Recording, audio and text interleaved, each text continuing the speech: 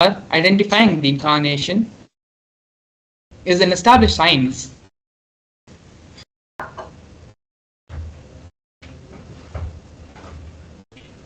The Supreme Pontiff of Hinduism was identified as by Yogi Raj Yogananda Puri, Vidwan Panduranganath, and 30th Guru Mahasanidanam of Tondemandaladinam of Kanchipuram.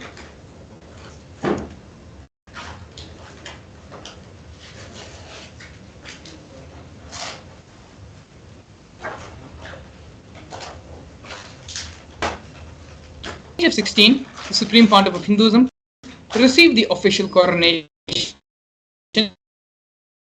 by his Guru, Mata Vibhudananda Puri, also lovingly called as Mataji Kuppammal. As part of into the lineage and as part of the coronation rituals, Mataji Kuppammal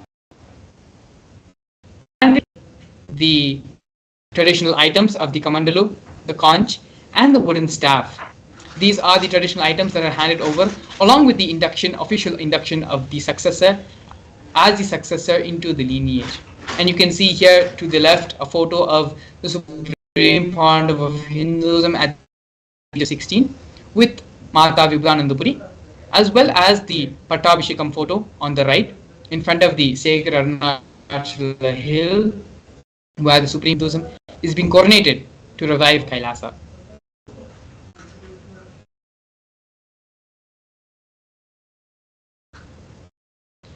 Here we can see the early days in the mission of Kailasa and the mission of the Nithyananda Sangha. When the Supreme Pontiff of Hinduism was very young, the first temple monastery complex built by the Supreme Pontiff was for his Guru, Mataji Vibhudananda Puri in Tirunamale. This complex was built brick by brick of Hinduism himself under the guidance of his Gurus. After starting the public life in the year 2001, the Supreme Pontiff of Hinduism inaugurated the Erode Adinam, the first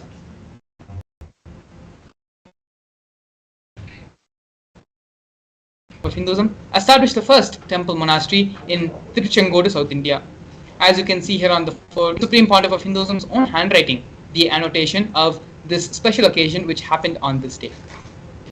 We can also see in the year 2002, November 4th, at the age of 24, the Supreme Pontiff of Hinduism established the headquarters of Adi Kailasa Sarvanya Peetham in South India. By the year 2004, Hinduism at the age of 26 started conducting the mass living enlightenment conventions and initiations, taking people through powerful cleansing processes of the 7 energy bodies which each one of us carries. These mass living enlightenment initiations happened all North America, in Canada, and Europe. By the age of 27, in the year 2005, the Supreme Pontiff of Hinduism welcomed with the proclamation message by the Mayor of St. Louis, Francis G. Slay.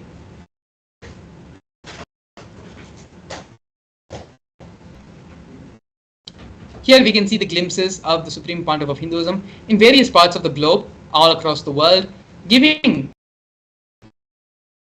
and conducting the Mass Living Enlightenment Initiation Convention.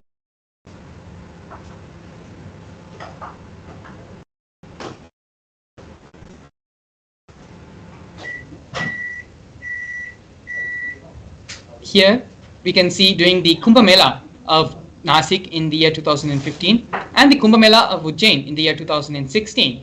In both Kumbh Melas, the Supreme Pontiff of Hinduism gave the Mass Living Enlightenment Initiation to attendees in both the Kumbh Mela festivals and the Living Enlightenment Process program, which was conducted during the festival period. Here we can see the official coronations happening to the Pontiff of Hinduism. The first coronation the Supreme Pontiff of Hinduism received was at the very young age. The Supreme Pontiff of Hinduism was coronated in 33rd Guru Mahasanidanam of the Kanchi Tondemandaladinam. In the year 2002, the Supreme Pontiff of Hinduism was officially coronated Emperor of the Suryavamshi Surangi Samrajya. In the following years, the Supreme Pontiff of Hinduism was coronated as the present 23rd Guru Mahasannidhanam of Dharma Mukti Swarga Paramadhinam. In the year 2012, the Supreme Pontiff of Hinduism was 293rd Jagat Guru Mahasannidhanam of Kailas Sonata Shamla Pita Sarvinya Pita. In the year 2013, the Supreme Pontiff of Hinduism created as the Mahamandaleshwar, which is the supreme spiritual head of the Mahanirvani Akhada, which is the largest apex monastic order, largest apex monastic body of Hinduism. In the year 2014, the Supreme Pontiff of Hinduism was coronated Acharya Mahamandaleshwar, which is the head of all spiritual leaders of the Atal Akhada, which is the ancient most apex body of Hinduism. In the year 2015, Swamiji was elected as the Supreme Pontiff of Hinduism by a congregation of more than 1,000 Hindu leaders, pontiffs.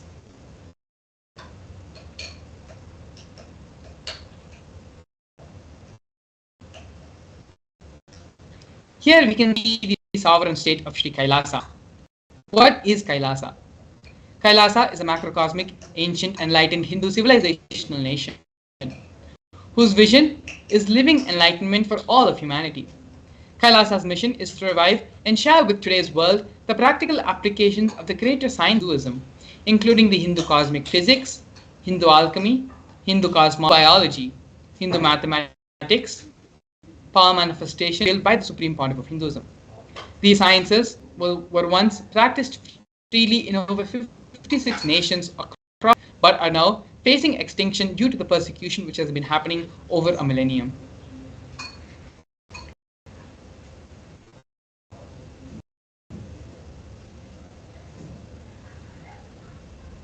Here we can see Sri Kailasa's Uniting Nations, which has initiated 100 initiations supporting a variety of humanitarian services, which collectively allows for the creation of an enlightened, peaceful, sustainable, equitable, resilient, and thriving world. One of the many initiatives which we're going to be looking at right now is the No Hungry Home project, Kailasa's Uniting Nations, for nutritious and healthy food.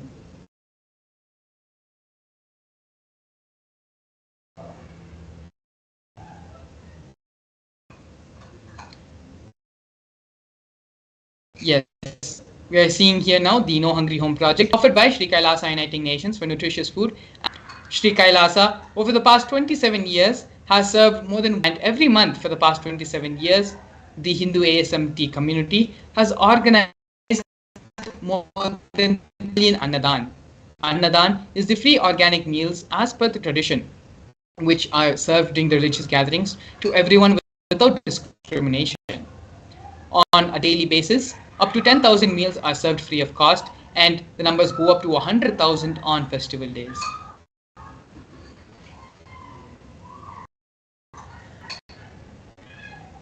Here we can see Kailasa's protective and preventive COVID care centers offered by Sri Kailasa Uniting Nations for affordable and holistic healthcare. During the pandemic, the Supreme Pontiff of Hinduism converted his monastery campuses into a multi-layer quarantine facility. This multi-layer quarantine facility being provided in the monastery campuses of the Supreme Pontiff of Hinduism were given free for all, regardless of any differences in age, gender, caste, creed, ethnicity, color, or social economic status. Food, shelter, internet, and all basic facilities, including free medical care, were provided for everyone for an indefinite amount of time. More than 30 million Kailasa e-citizens followed Kailasa's 28-day spiritual regimen in the year 2020. Here we can see Sri Kailasa Uniting Nations for Education Reform and Development, offering the Nithyananda Hindu University and the Nithyananda Gurukul. The Nithyananda Hindu University was established by the Supreme Pontiff of Hinduism and is the world's largest. Nithyananda Hindu University has more than 20 million enrollments, 7,000 courses, and extended campuses in more than 150 countries. The Nithyananda Gurukul was inaugurated by the Supreme Pontiff of Hinduism on October 2nd, 2006. the Nithyananda Gurukul, is the revival of the ancient Adi-Shaiva Guru-disciple education system, which is an authentic knowledge transmission system based on living enlightenment.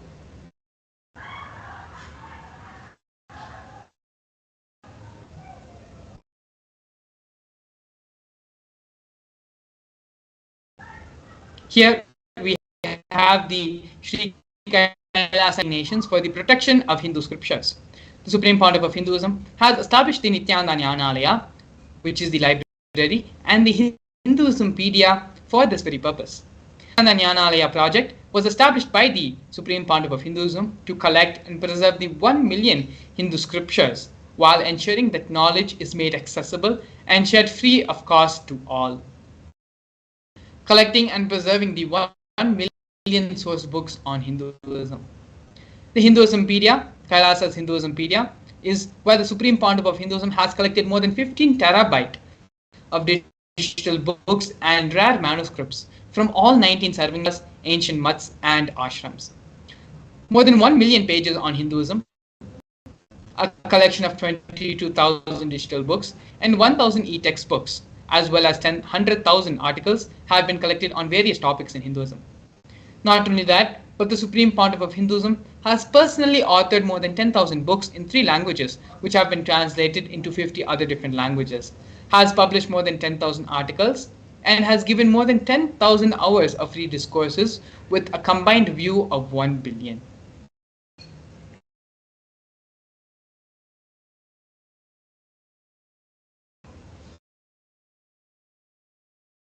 Here we have the conferences for world peace offered by Sri Kailasa Uniting Nations for global peace and religious harmony.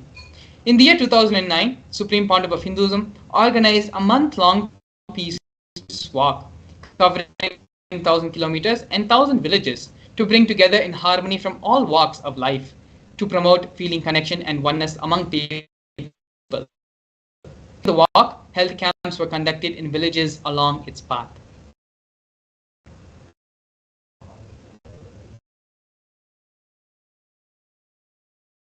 Here we can see the woman offered by Sri Kailasa Uniting Nations for women empowerment and gender equality. Yogini Sarvangipidam is the establishment of yoga and meditation universities to empower the quality of life and emphasis on life solutions through Vedas and Agamas, empowering the indigenous rural women, fighting against wrongful gender stereotyping, gender-based violence, and lack of inclusive and quality learning environments.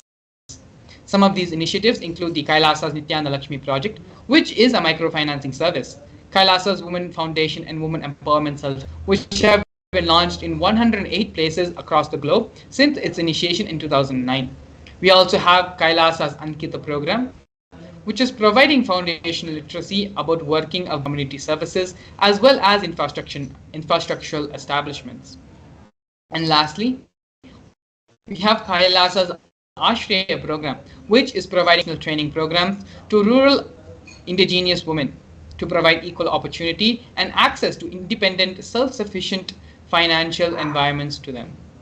Not only that, but the Supreme Pontiff of Hinduism has revived the Vedic feminism in Kailasa, where 80% of the leadership positions are occupied by women.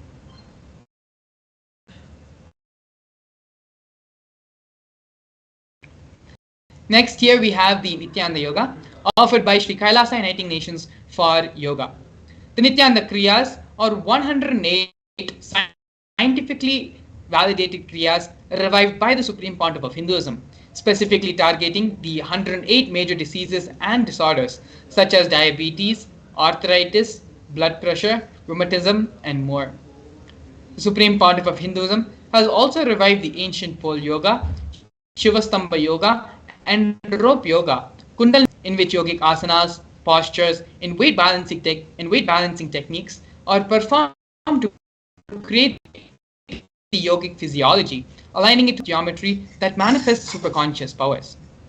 The Supreme Pontiff of Hinduism has also received 2 Guinness World Records for the largest rope yoga and largest pole yoga, Shivastamba yoga classes, receiving worldwide attention to these extraordinary forms of yoga.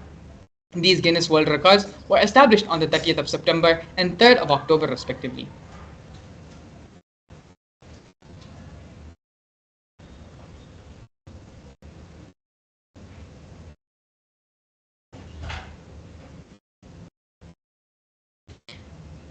Despite being heavily persecuted continuously for over a decade, the Supreme Pontiff of Hinduism has withstood and, in his unwavering intention and commitment, built the only Hindu nation, sovereign state of Sri Kailasa, the most ancient, protecting to revive and preserve Hinduism, the most ancient, most peaceful, still living and long lasting, that shows the possibility of peaceful coexistence among people.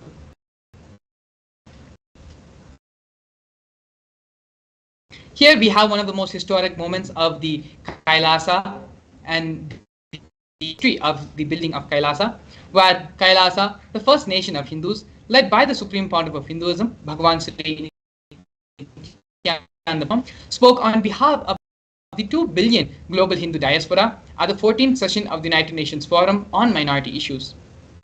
A significant milestone in the history of Hindus and sovereign state of Sri Kailasa happened on December 2nd, 2021. His Excellency Shri Nithyananda,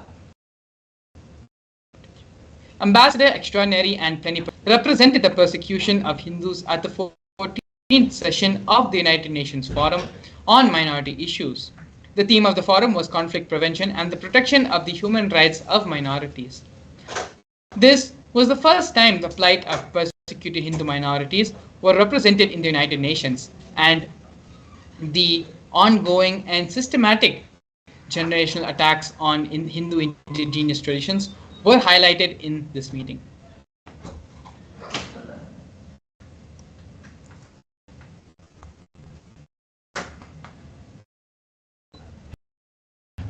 Here now we are going to be looking at the various torture and murder and non-state actors.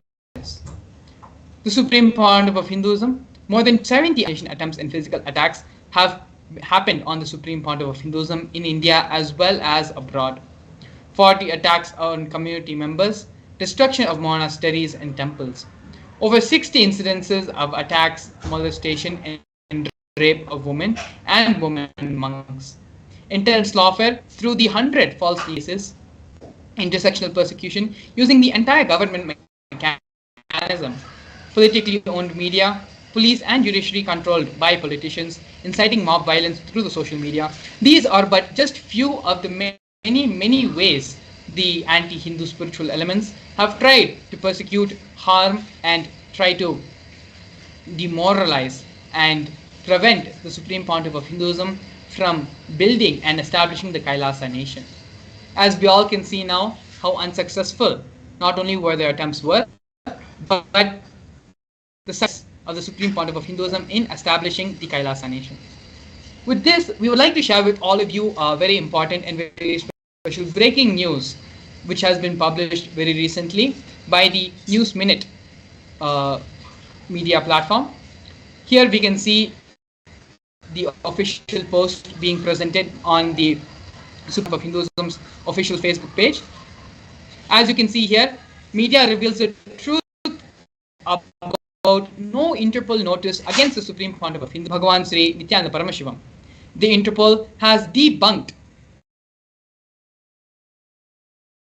the spate of disinformation in media of any Interpol notice or diffusion against Bhagavan Sri Nithyananda Paramashivam in deference to the fact that he is the Supreme Pontiff of Hinduism and head of the state of the United States of Kailasa. The persecution of the Supreme Pontiff of Hinduism has been recognized by the United Nations, international bodies, and multis. After baseless rumor spread about Interpol notices being issued against the Supreme Pontiff of Hinduism, Bhagavan Sri Nithyananda Paramashivam, media like News Minute have revealed the truth of no Interpol notice against the Supreme Pontiff of Hinduism, along with clear evidence of letters directly from the Interpol on the same. So as you can see here, the Supreme Pontiff of Hinduism is free and acquitted of this.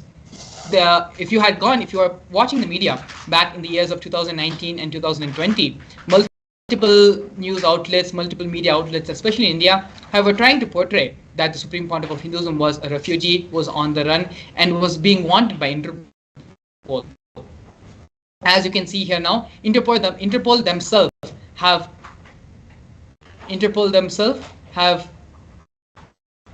cleared and dismissed all confusion and have cleared misrepresentation, misinformation being given on this matter, and that the Supreme Pontiff of Hinduism not only was never any charges were filed on the Supreme Pontiff of Hinduism, never was he accused of committing any crime, but they also recognize the Supreme Pontiff of Hinduism as the head of the Sri Kailasa, United States of Kailasa. So this is an extremely good news for all of us as Kailasas and devotees and disciples of the Supreme Pontiff of Hinduism. We urge all of you to go ahead to social media, to Facebook, to Twitter, and share this great news with the whole world. Supreme Pontiff of Hinduism, as never charged with anything by Interpol or by any other international body. Moreover, these international bodies themselves now recognize the Supreme Pontiff of Hinduism as head of the sovereign state of Kailasa. Please go over and you can read all the news links have been posted in the official SPH handle in Facebook. So you can go there and refer to all the official links and the official statements being given by the Interpol, quitting the Supreme Pontiff of Hinduism, clarifying that never any charges were made in the first. So with this, we're going to be moving on to the next segment of today's program, which is the power manifestation segment. The power manifestation science is one of the most important contributions the Supreme Pontiff of Hinduism has made for all of us, has made to humanity. In this segment, we're going to be going over manifestation works, the Shastric Pramana, the scriptural reference for this powers of power manifestation, as well as the live demonstration of these powers. So please stay tuned. Please, you can use this break to go ahead and visit the Facebook page and social media, in front of Hinduism Facebook page, and read about these things for yourself. Not only that, but please take a few minutes and share with all your Facebook circles, your social media circles, and share this good news and spread the word. We'll be back with you after a break. Since the beginning of time and space, Bhagwan Paramashiva, the all-powerful, all-pervasive, and all-knowing ultimate superconscious existence, revealed in the Vedas and Agamas, the source scriptures of Hinduism, the truths about himself and the manifested universe and its multidimensional and simultaneously existing dimensions and worlds, also known as parallel universes or vertical time zones. Trutyadi pratyayasya kalo maya samudbhavaha. The Kala Tattva, which gives rise to the knowledge of various time zones and parallel universes such as Truti and others, is originated by Ananteshwara from the impure Maya. Bhagwan Paramashiva mentions that we experience the various higher states of consciousness, we simultaneously experience the various time zones associated with them. We get transported to the parallel universes and experience the other dimensions of our own existence, of our own personality. Listen, Subarloka is all about stable bliss, absolute health and stable bliss. Maharloka is all about the highest peak possibilities. Jana Loka is the place where you can exist in multiple bodies at a time. You experience oneness as the super reality. Tapaloka is that last struggle you go through. Sometimes you know you are Paramashiva, sometimes you just slip off, but again you say, I am Paramashiva. That space is the Tapoloka, an absolute surrender.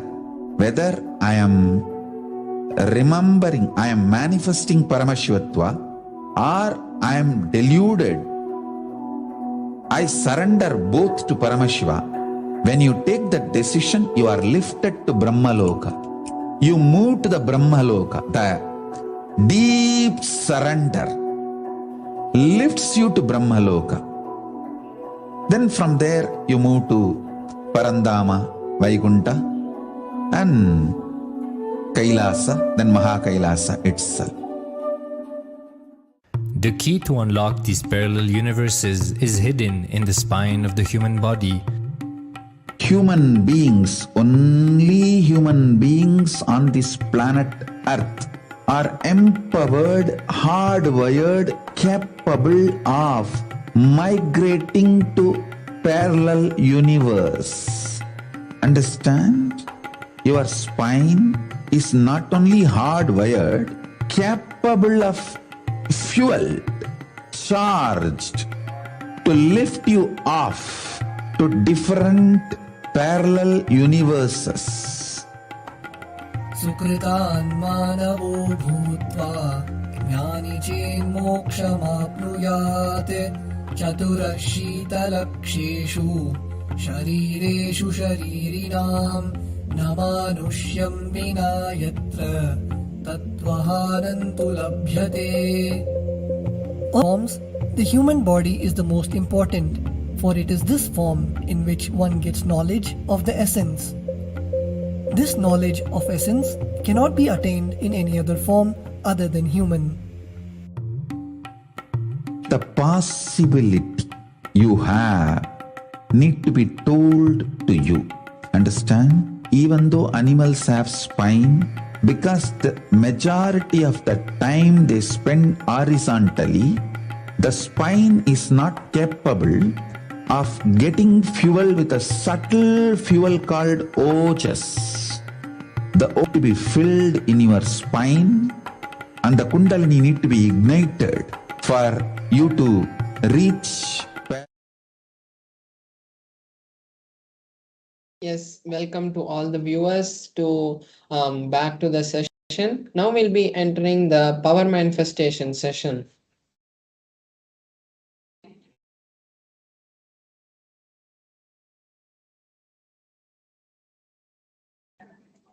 So now we're going to be seeing what are the powers and how the powers manifest through us.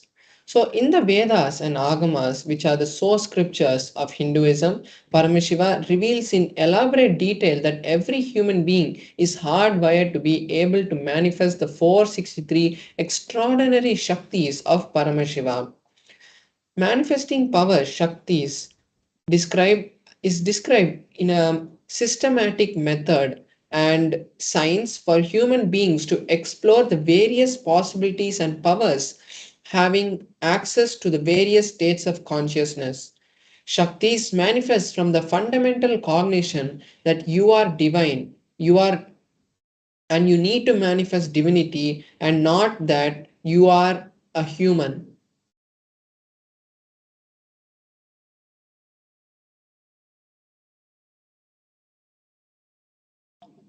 Now we're going to be seeing the difference between the Shaktis and the Siddhis.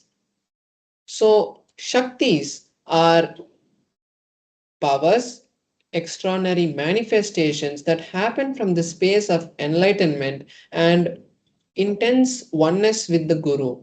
Whereas Siddhis are powers that manifest from tapas or penance for enlightenment. And Siddhis manifest from the source of enlightenment, whereas Shaktis manifest from the source of enlightenment, whereas Siddhis manifest on the path of enlightenment.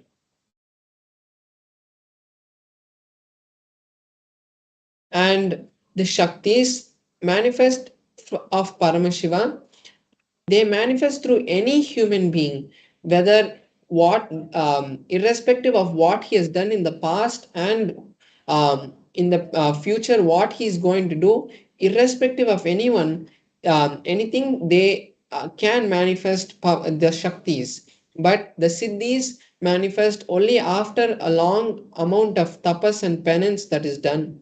And the Shaktis are permanent, whereas the siddhis are not permanent and they divert us from the path of enlightenment. Next, we're seeing the various ways the powers are validated. There are 4 different ways the powers are validated. So there is the Shastra Pramana, which is the scriptural references, the direct revelations of Paramashiva, what Paramashiva has told in the Vedas and Agamas. Then we have the Apta Pramana, which is the time tested, foolproof experiences and experimentation scientists who are the rishis and other enlightened beings who have walked this planet, like Paramahamsa Yogananda, Ramakrishna Paramahamsa, Ramana Maharishi, Mahapariva, all these great beings who are there with us just 50 to 20 to 50 years before, all including all of them and various other incarnations of Paramashiva, of Mahavishnu and other devatas that have happened, how they manifested, how they expressed these powers, showed it to the world. That is the Apta Pramana. The Atma Pramana is the time tested, foolproof, and validated experiences of the supreme point of Hinduism. After any experience that he had, he verified them with the Shastra Pramana. What the scriptures are saying, is his experience matching with the scriptures, and the Apta Pramanas, whether it's matching. And then the supreme point of Hinduism shares it to us as his Atma Pramana. The Pratyaksha Pramana are the scientific evidence and the scientific study conducted on the powers and how these powers are manifesting. Now we'll be seeing the details of the detail of the pramanas after a few minutes. Now first we have to understand who is the source of the Shaktis and how these Shaktis manifest. And the answer is Paramashiva. Paramashiva is the primordial divinity in Hinduism, the ultimate reality cause which is self-effulgent, Swayam Prakasha, all-pervading, all-inclusive, unchanged beyond, unclutched beyond time and space and form of this whole reality. And it is from Paramashiva that the whole reality that we know, this whole existence, this whole manifestation is maintained, sustained, rejuvenated, put in delusion, and liberated. So, this is the source from which the whole cosmos is created. Now, the understanding about the Shaktis, how these Shaktis manifest in the ultimate truth about the Shaktis. The powerful cognitions are, when they are understood and digested by our consciousness, they manifest as the ultimate Shaktis, Prajnana.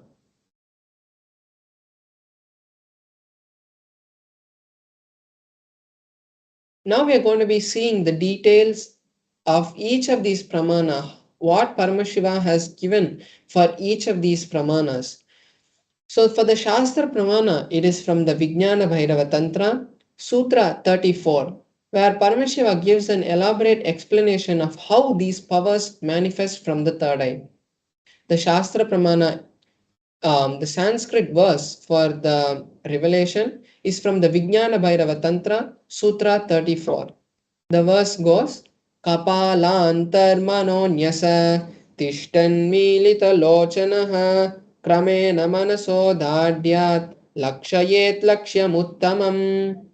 Paramashiva says, by fixing the mind on the inner space within the crown center and stably sitting without any movement, having the eyes closed in succession to the third eye, by that stability of the mind and inner space, one has the divine vision of the Lakshyam, the ultimate goal, and the vision beyond the sight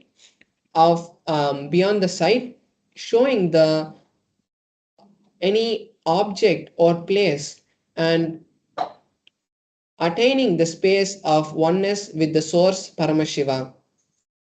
Now we are going to see the Apta Pramana for this power. The Apta Pramana is from the beautiful scripture of the Mahabharata, the Purana of the Mahabharata, where Bhagavan Sri Krishna shows Arjuna his cosmic form, the Vishwarupa Darshana. So the story goes that Arjuna asked Krishna that he wanted to see the cosmic form of Krishna, of Bhagavan Sri Krishna. And Krishna tells Arjuna that you cannot see the cosmic form with the physical eyes of yours. Therefore, I initiate you, I grant you the divine vision of the third eye. Behold my cosmic form. So this is exactly the translation of the 8th verse of the 11th chapter of the Bhagavad Gita. And then the 11th chapter continues with Arjuna describing the various aspects of the magnificent form of Bhagavan Sri Krishna.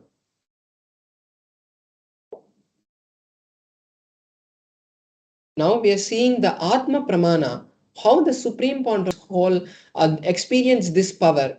So in his own words, the Supreme Pontiff of Hinduism says, the first experience that I was able to see everything around me, above me, the whole 360 degrees, 10 directions, and below me, everything I realized, not only I was able to see, I was able to experience all that is me. So we can see here how the Supreme Pontiff of Hinduism's own experience is aligning with the. Here we can see the scientific research and scientific study that has been conducted on the directly on the Supreme Pontiff of Hinduism, showing the existence and the energy that is being radiated from the third eye. So we can see here that directly the Supreme Pontiff of Hinduism itself is undergoing a brain scan. The special technology that was used was the positron emission tomography, which is used to see how much energy being released from the brain. And they saw that when the Supreme Pontiff of Hinduism was in the state of meditative, was in a meditative state, they saw large amounts of energy being radiated from the frontal lobe where the third eye is. And this same readings have been replicated by the Balasans and the other yogis who underwent the various other like EEG scans and other scans. When they went through, the same kind of readings were shown. Now we are going to be seeing one of the powers that manifests from the space of the third eye, which is the power of consciousness over matter. And for that, I will be having my Atmalinga, and I will be making the Atmalinga to stand on my hand, as recently we have been initiated into this power. So I'll be manifesting this for you. Before we go into the manifestation, I'll be reading the Shastra Pramana for the power. The Shastra Pramana for this power is from the Vijnana Bhairava Tantra, Sutra 120, Dharana 95. The verse goes, Kvachid vastuni vinyasya shanai drishtim nivartayet tajnanam chitta sahitam devi shunyalayo bhavet. Paramashiva says, having fixed one's eyes on a particular object, vastu, one should slowly withdraw the sight of that object along with the thoughts and impressions of that object. Then, O Devi, one abides in Shunya, the state where there is ultimate oneness and all-inclusive infinite inclusivity. So this is the beautiful verse that Paramashiva has given to us. So now I'll be showing you this my hand in the close-up camera so that we can have a better view of the manifestation.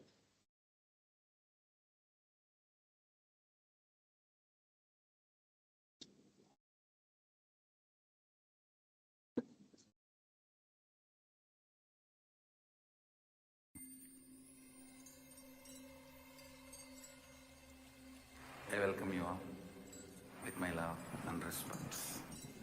Let you all open all your three eyes.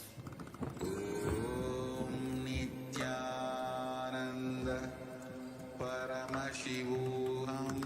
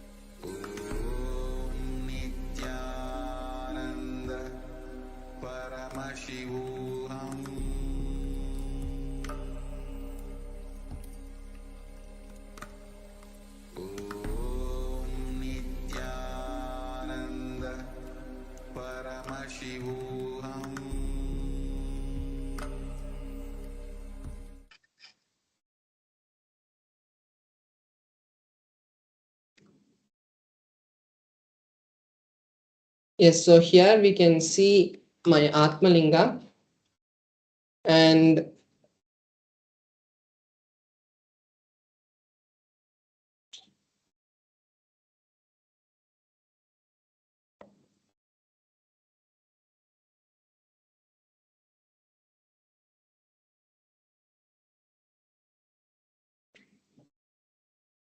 so here we can see my Atmalinga, and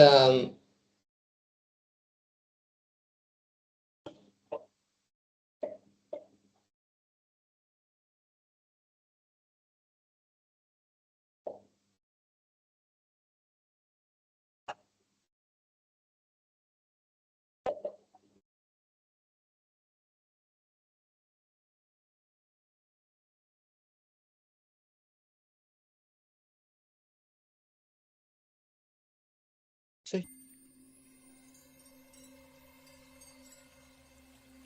I welcome you all with my love and respect. Let you all open all your three eyes. Om Nithyananda Paramashivam.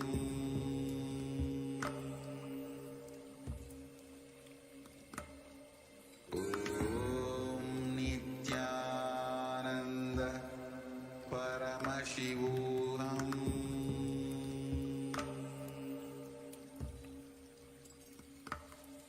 Om Nithyananda Paramashivam.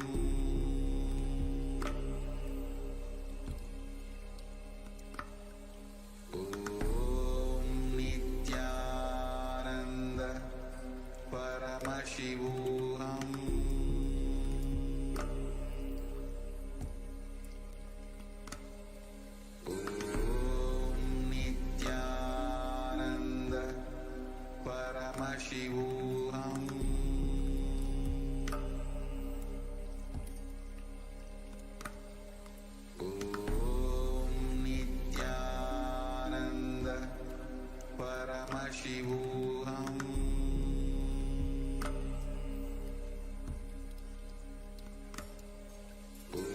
Om Nithyananda Paramashivam.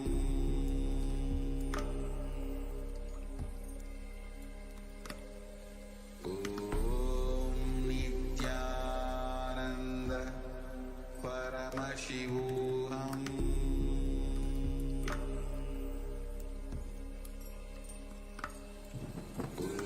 Om Nithyananda Paramashivam.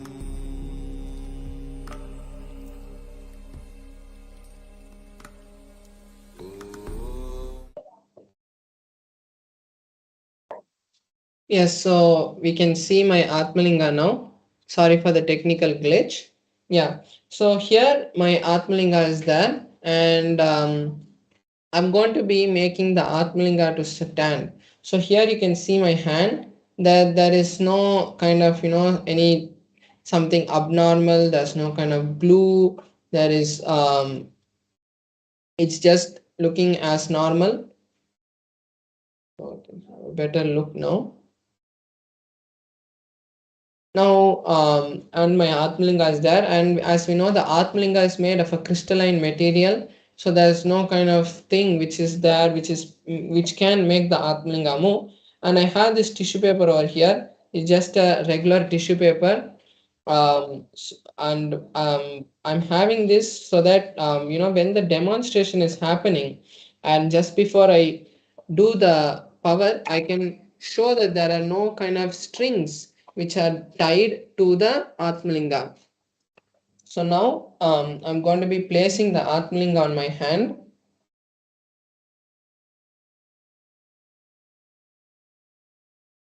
So I'm placed the Atmalinga on my hand, and now with this tissue paper, I'm just going to be circling the Atmalinga to show that there's no strings which are there around, and So you can see that there is no strings which are there around, and even when the paper is moving, there's no kind of movement. And I'll also be showing this when the manifestation is happening. So I'm just keeping the tissue paper here. So now I'll be connecting with Paramashiva, and as we saw in the Shastra Pramana, the detailed revelation, the step-by-step revelation is given on how the manifestation happens. So I'll be connecting with Paramashiva, and from that space of oneness, we'll be seeing the manifestation happening. And this time, now you can also take this time to either, you want to manifest any reality that in your life, or you also want to manifest this power. You can do this right now, because I'm in the space of entanglement. When I create that space, automatically, because we are all in the same state of Paramashivoham, automatically you will also be affected by this. Like how when someone heals us from a far distance, also we still receive the healing. When Swamiji gives us the healing from wherever he is in Mahakailasa, and we are thousands of kilometers away, we have seen years and times to get, again we have seen this happening, like how through the two-way video conferencing, the supreme point of Hinduism was able to transfer the energy, either it's materialization, or it is healing, or it is levitation. Anything was possible. So now you can also take the same time to we are going to be manifesting. So now I'm going to be chanting the Mahavakya, and you can also chant along, and then we will all see the manifestation happening. ॐ नित्यानन्द परमशिवोऽहम्। ॐ नित्यानन्द परमशिवोऽहम्। ॐ नित्यानन्द परमशिवोऽहम्।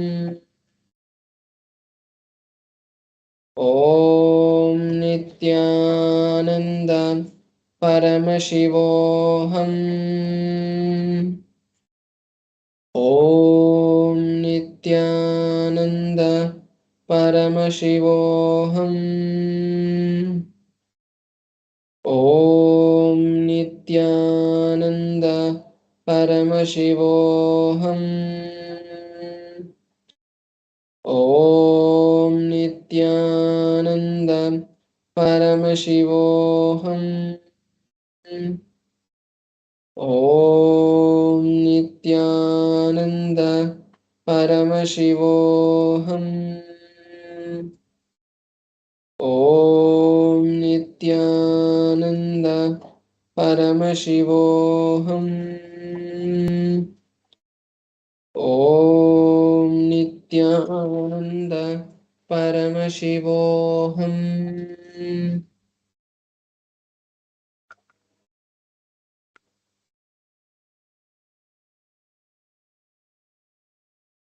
So yes, we have seen the manifestation happening now. Now let us also, if we have manifested, let's post that in the chat also, saying that if you have manifested, you can just let us know also how you manifested. So now we'll be moving on to the next session.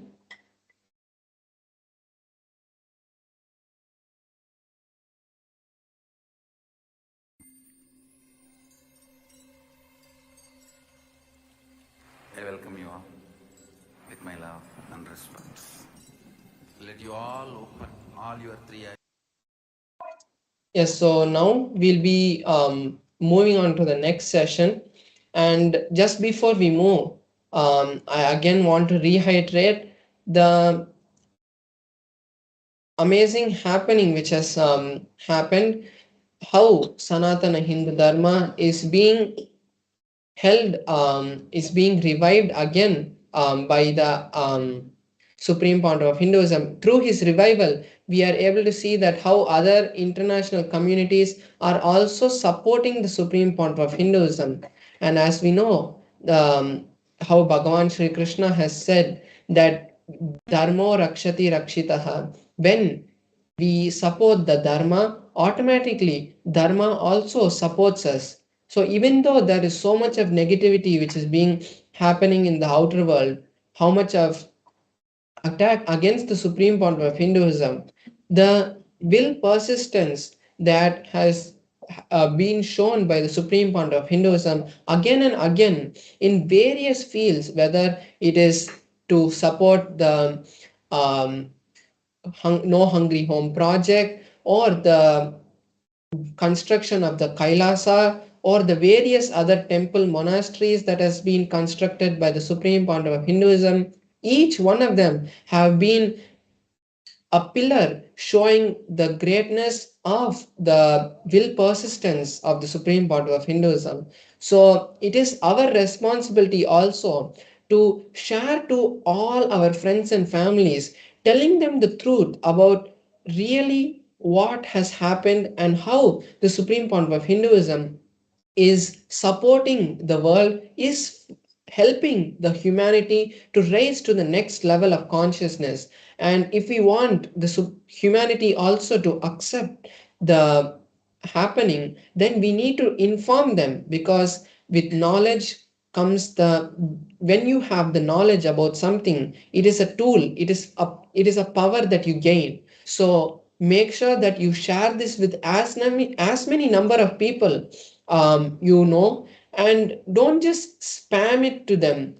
Go and show it to them, post it in a group, and give your own um, understandings and your explanation of how the supreme point of Hinduism is helping the humanity. Because we know that when we share this to a large number of people, more people will start accepting this and will get to know the truth. Because the media, and we know how many anti spiritual and anti social elements have been continuously attacking the supreme founder of Hinduism, attacking Hinduism overall, and trying to push the humanity into delusion. So when we give them the truth about this, they will start understanding that the supreme founder of Hinduism is helping us and supporting us to rise to the next level of super consciousness. So make sure that you share this to as many number of people in a meaningful way, without spamming them, or without just sharing it to them, but give everyone the understanding about this and tell them about the authenticity of this. Share the each link which has been um, pinned in the description of this post, and tell them about the the work that the supreme founder of Hinduism has been doing for humanity. So now let us take this beautiful opportunity that has happened and share it to the whole world. Let us share this beautiful happening to the whole world, and let the humanity know that the supreme founder of Hinduism is the real Nijavatara of Paramashiva, come down to raise us to the next level of super consciousness. So now, before we move into the next segment, where we'll be learning about the forms of various way the power manifestation can raise us to the next level of consciousness, the how the supreme founder of Hinduism has shared the science of power manifestation. We'll be learning about that in the next segment. So now let us share this post with everyone. And now we'll be moving on to the next segment, where we'll be learning the greater truths about manifesting Shaktis, how Paramashiva has given these Shaktis, and how oneness, integrity, and manifesting Shaktis can raise us to the next level of superconscious breakthrough. So now let's all sit straight. Once we have finished the post, and once we have finished sharing, even throughout the video, make sure that you share it so that you can take this to a larger number of people. So make sure you do that, and also come to the space of listening. And let us now enter into the video.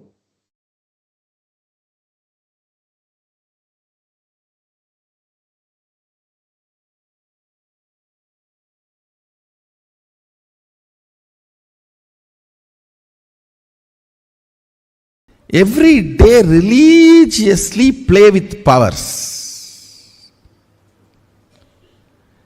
Playing with powers means what? Playing with your oneness.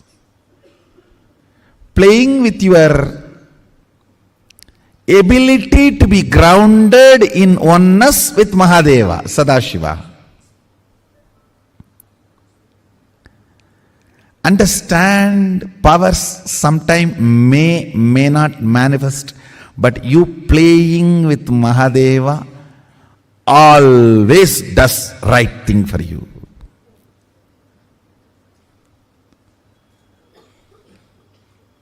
That's the best thing for you. Sometimes the food you ate will be digested, sometimes may not be digested. That does not mean you will stop eating.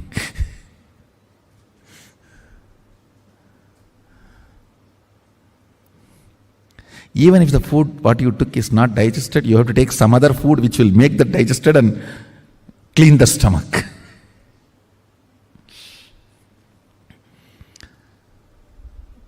Some people ask me, what is the solution for power not manifesting? Solution for power not manifesting is power manifestation. That's all.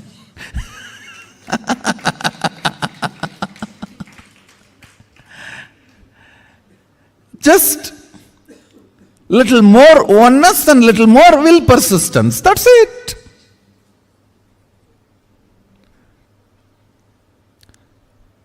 Power manifestation will automatically make you integrated. Man with $1 billion will not lose his integrity for a penny on the street. Law of life. Understand? Law of life. Integrity is a law for the poor man, moral for the middle class man, way of life for a rich man. I am not talking just in ordinary money sense. I am talking from the sense of powerfulness. Integrity is the law to be enforced on a powerless poor man. It's a moral to be taught for a middle class man who faces ups and downs. It's a royal way of life. Raja Vidya for powerful being. So all your energy, your effort, your will, persistence should go on power manifestation. So naturally, your idea about you will be raised. Understand? You just need to feel all the time you are Harry Potter. Means we can create a new word, Hara Potter.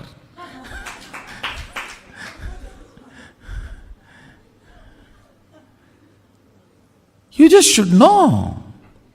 You have that oneness. Spider. You can just stretch your hands and that spider will spread all around and you can do what you want. Oneness is the material. Oneness is the existence. Makes you feel royal. That's the right word, highlighter. Constantly manifesting more and more of oneness, more and more of power manifestation, more and more of strength, more and more of powerfulness. Integrity follows powerfulness. I tell you honestly, power manifestation and powerful cognition manifestation makes you integrated. Integrity never makes you manifest powers. That's the truth. Don't expect by practicing integrity you will manifest powers. That, I don't know how many janmas it will take. On manifesting powers, that will actually make you healthy, wealthy. For example, if you are moving a matter, don't think just you are only moving a matter. You will be cleaning your liver and kidney and heart during those moments. If you even medically test, your internal organs will be at their best performance. When you move a matter, time stops working on you and the anti-aging happens to you. A reversal of all the physical damage done to your body by time happens. If you just move a matter through power manifestation, your yoga will become amazing. Your digestion will become amazing. And your wealth manifestation will become amazing. Because you need to understand all power manifests from the space of Mahadeva, Sadashiva. It's not that for each power you have a separate mantra and you use that mantra, only that power manifests. No. You use tantra, not mantra, which is same for all power manifestation. Go on be power manifesting. Go on be reaching out to others. Go on be causing. I tell you.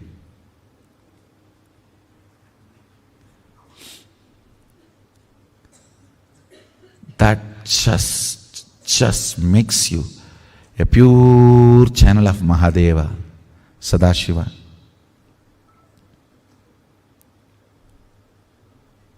That makes you a pure channel of Sadashiva. Every day at least 1 hour play with power manifestation, minimum. Whole day going on playing is the best way. Even if you go and sit in the beach or lake, play with the water. Just instruct and water will listen to whatever you say.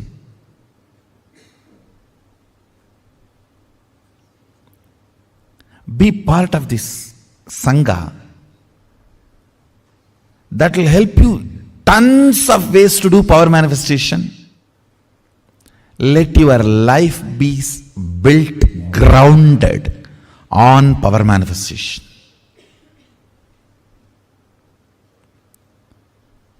Every way, think and align.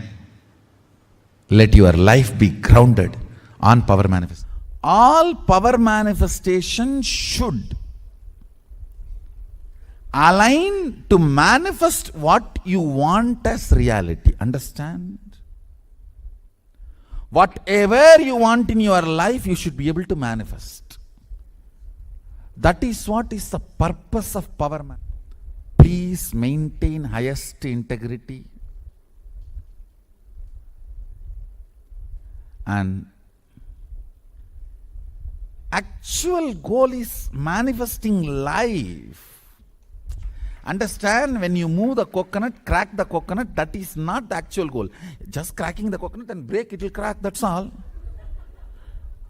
When you move the coconut, crack the coconut, use that power to balance your blood pressure, balance your sugar level, to heal your intra-organs, internal organs and reverse aging.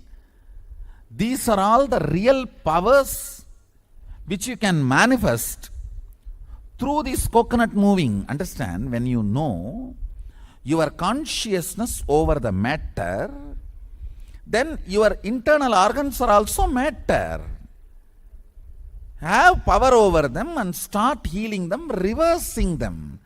Reversing the diseases and reversing the aging. reversing the tiredness and boredom they all feel due to aging. That's the real achievement. Understand? All powers are to manifest what you want in your life as reality. If you are able to materialize something, then start using that power every day in your profession, in your career, in your everyday life. Start moving things in your life. Otherwise, what is the use? What is the use of the so-called materialization or other manifestation? Manifestation of powers is to manifest Ishwaratva. Means Ishwaratva means being Lord of your life. At least your life. Be Lord of your life. Manifest whatever you want. Go on, I tell you, when you start manifesting whatever you want very casually, with a lot of fun, without much effort, without feeling difficulty or anxiety, even once you feel, will it happen or not? Over. You are no more Ishvara. Without even remembering like that once, move things, moving life as flow is Ishvara. Understand? Ishwaratva is the smell of Sadashivatva. State, space, powers manifestation. In this 3 level, Ishwaratva is smell of Sadashivatva. Ishwaratva is flavor of Sadashivatva. Absolute integrity. Whether it is third eye or remote scanning or body vision, any power manifestation, materialization or teleportation, anything, absolute integrity. Whatever he gave, knowledge, intelligence, powers, understanding, body, mind, relationships, everything, align it to integrity to him. Over. Understand? We have nothing to give him other than our integrity. What else we can give him? You can pour water to clean the deity. You can pour milk to clean the deity. But he is not going to drink it. It is going to come back and you are going to drink it. It's going to come back as prasadam and you are going to drink it. What is the only one thing you can give him? Your integrity to him. When I fell in love with him, that's what I decided. Mahadeva, I'll be integrated to you forever.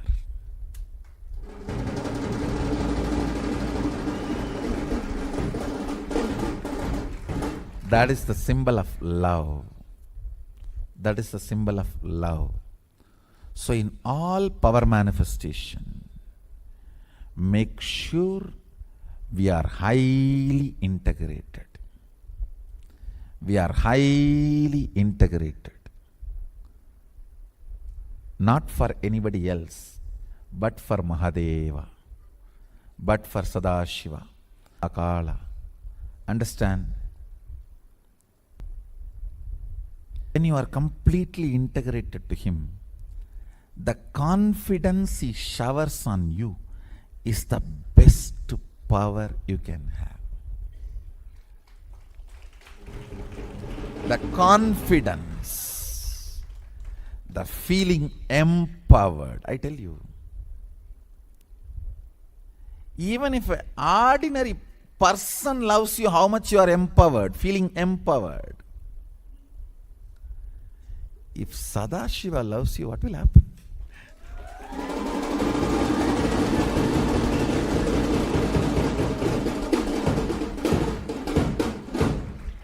Whole universe empowers you. Whole universe is empowering you.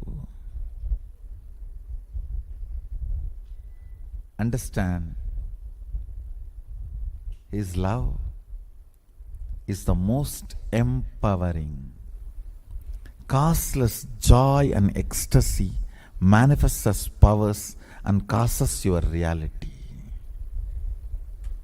So, of today's satsang, use all power manifestation every moment. Ultimately, what is power manifestation? The strength of your oneness with me. That's all. The powerful declaration of your oneness with me. Use that every moment to manifest what you want in your life. Declare what you want in your life, oneness with Swamiji. When the self-doubt comes, complete it. Again declare. It's a war between you and your self-doubt. Till the self-doubt becomes powerless, go on declaring. That is what I call manifesting.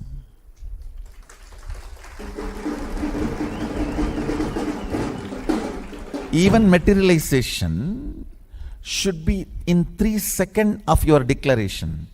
When you bring yourself to that oneness, let Swamiji express through this body and let it materialize. It should be only 3 seconds. The moment the sankalpa comes out of your mind, within 3 seconds it should come out of your hand. Then it is materialization. Only then it is materialization. Understand, if it is not happening, then there is a self-doubt, self-denial, self-hatred. Complete it. Again start. Complete it. Again start. Do it with absolute integrity. And I commit with you all, Sadashiva will manifest.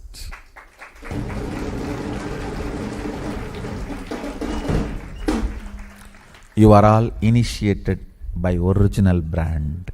I'll give you one example of one story recorded. Mahadeva comes to eat, which is called puttu in Tamil, a breakfast, roughly equivalent to dry idli or powdered idli. That's the way I should call it. Powdered idli. He comes down to eat puttu from a old lady devotee, and then he demonstrates the power of all pervasiveness, where the Pandya tries to beat,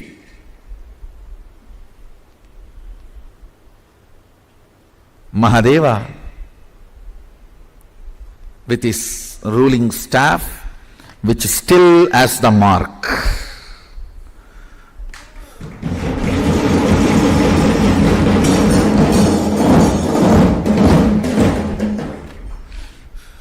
During that incident, Mahadeva manifests, demonstrates the power of all pervasiveness. The stick which has hit Mahadeva's back hits the back of all the animate, inanimate beings. Stavaram jangamam vyaptam. Animate and inanimate. Whole thing experiences that stick.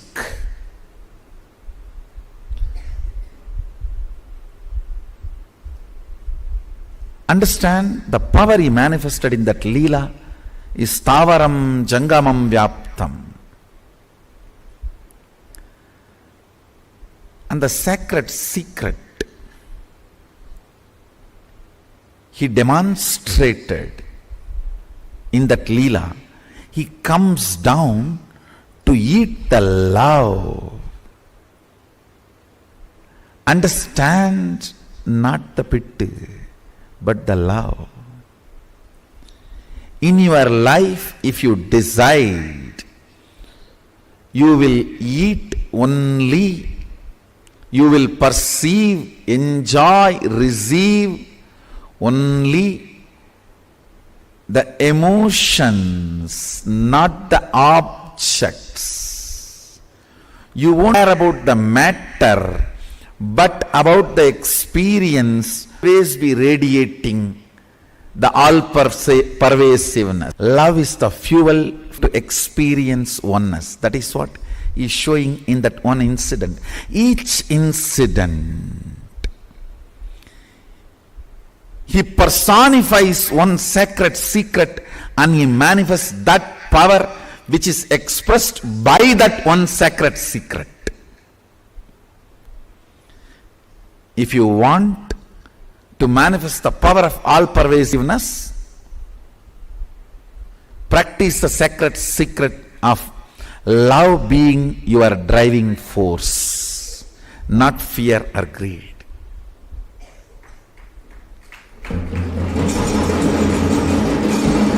That will establish you in oneness, and that will manifest the all-pervasiveness power.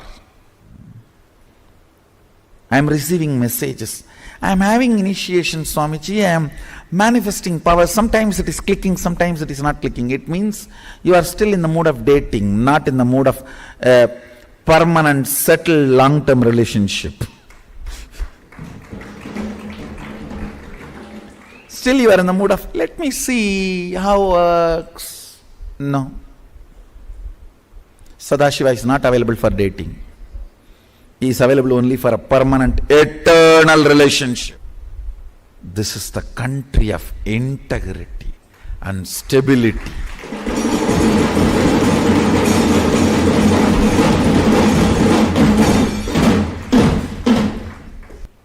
The society derives its stability from the integrity of the individuals.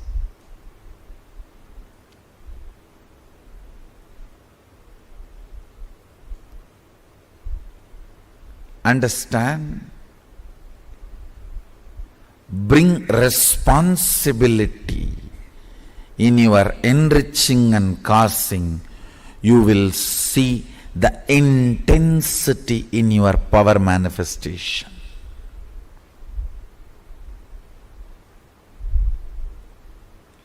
Responsibility in your enriching and causing. You decide. It is your integrity, your responsibility, your stability. That is going to manifest as powers in you. The sacred secret you need to practice is integrity to responsibility of enriching and causing. If you feel you want to manifest this power more strongly, become a committed cause. So develop a responsible, enriching and causing thought current intensely. You will intensely manifest all these great powers of length, body scanning and healing. This will manifest so intensely. You will be able to do all this remotely. You will be able to perform spiritual surgeries remotely. You will melt tumors, break kidney stones, melt the fat. You will perform even beauty surgeries just through the third eye. Just through the third eye. Understand? You can alter the DNAs just through the third eye. You will manifest intense powers of logic.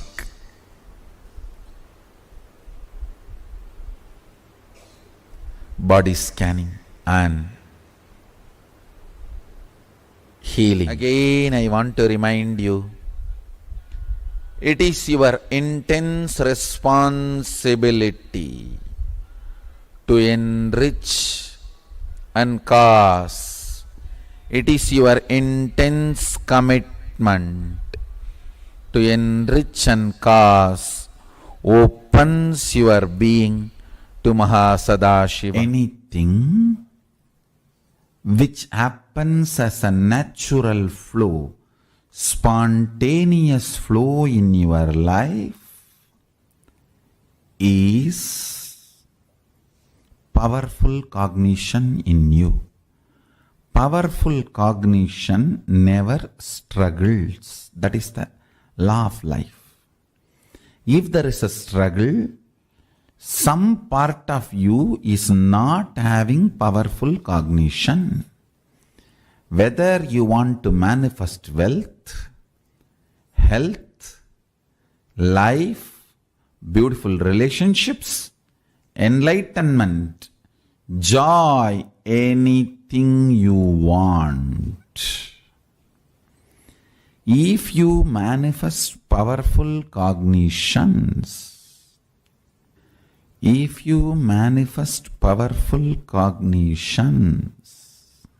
one of the most fundamental thing will happen to your life is a free flow expression. Dharma is a spontaneous natural law, manifests due to conscious decision.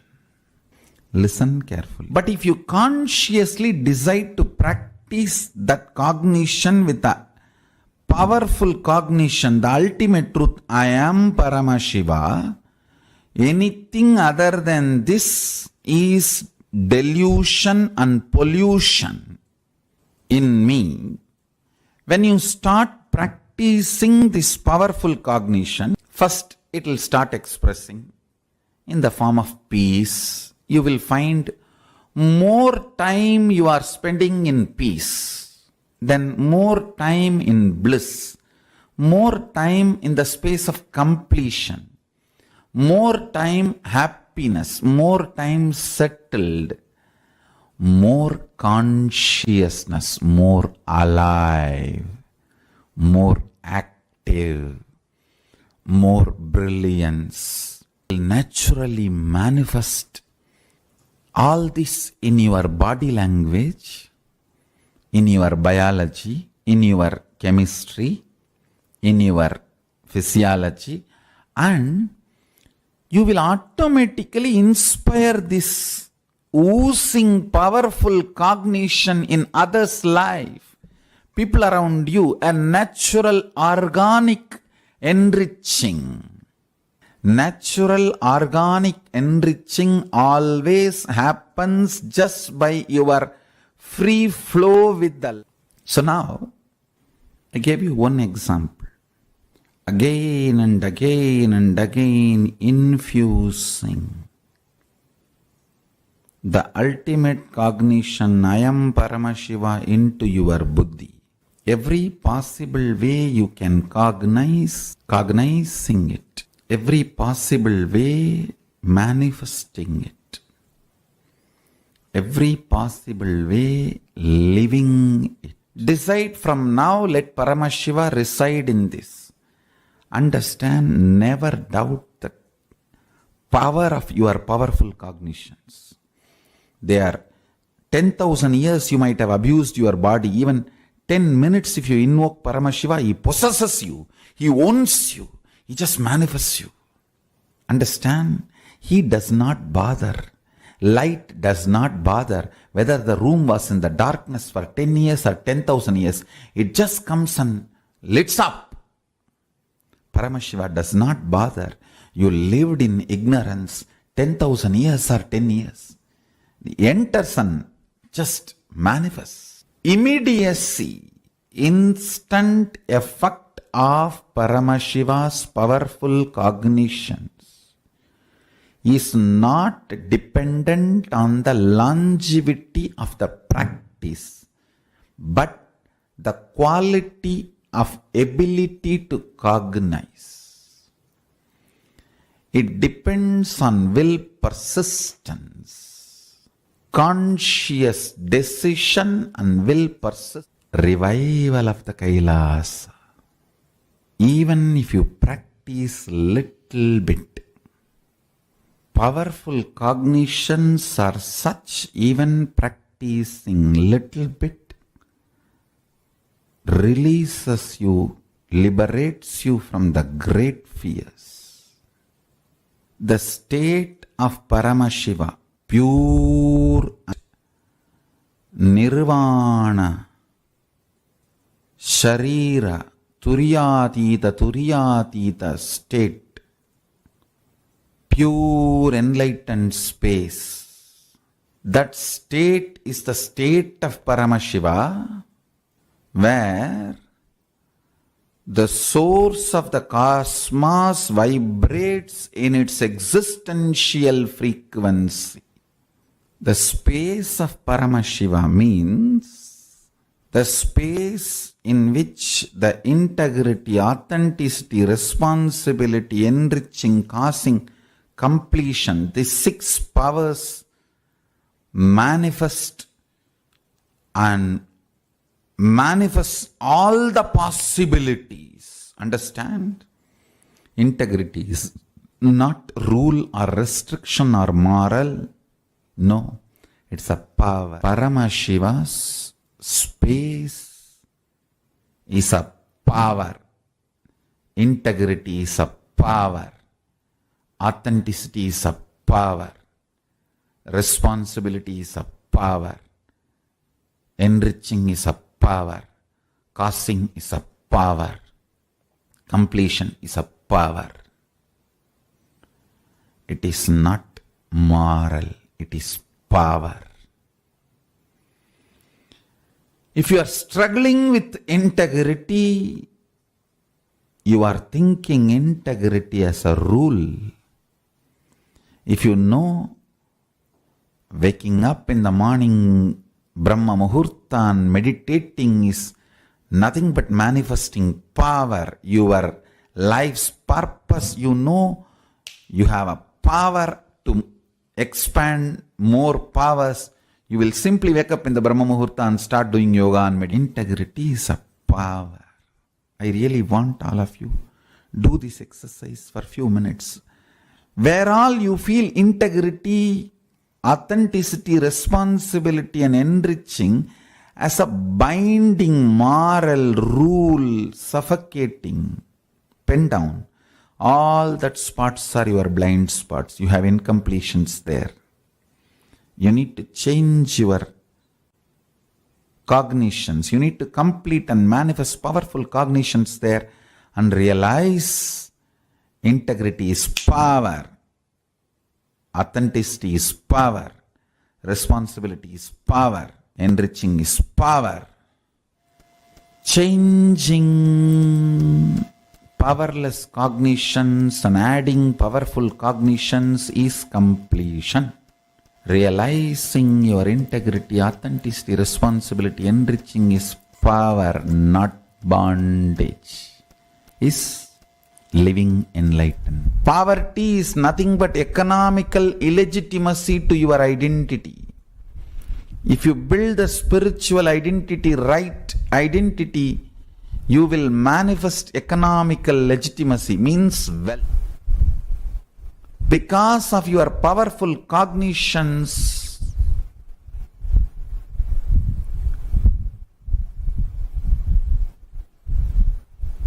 the way you carry yourself is accepted by everyone.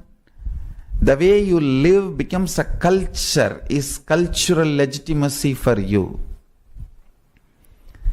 Bring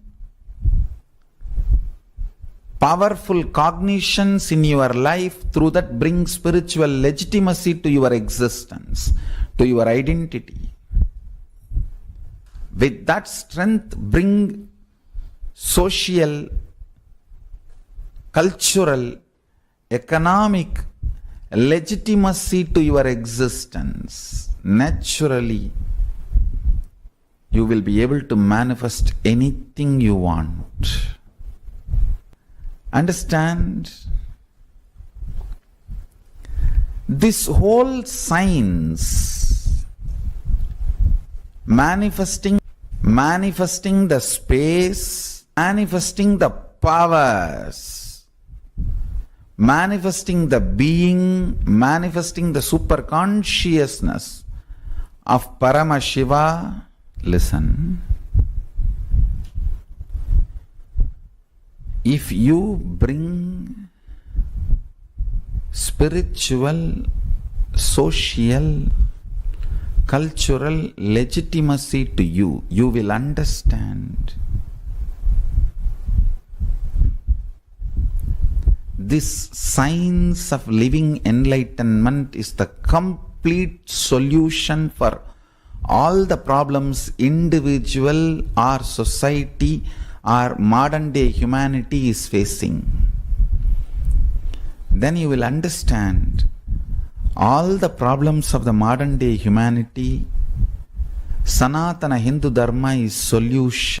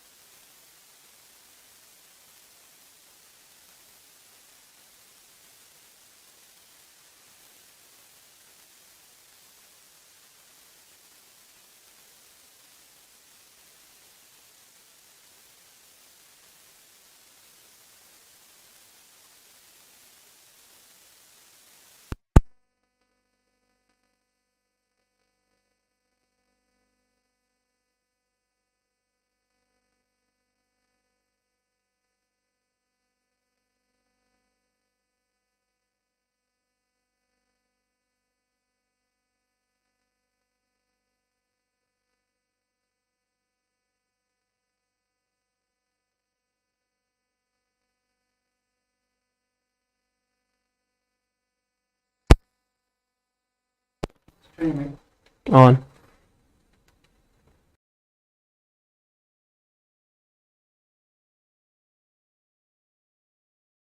Hello everybody, welcome back.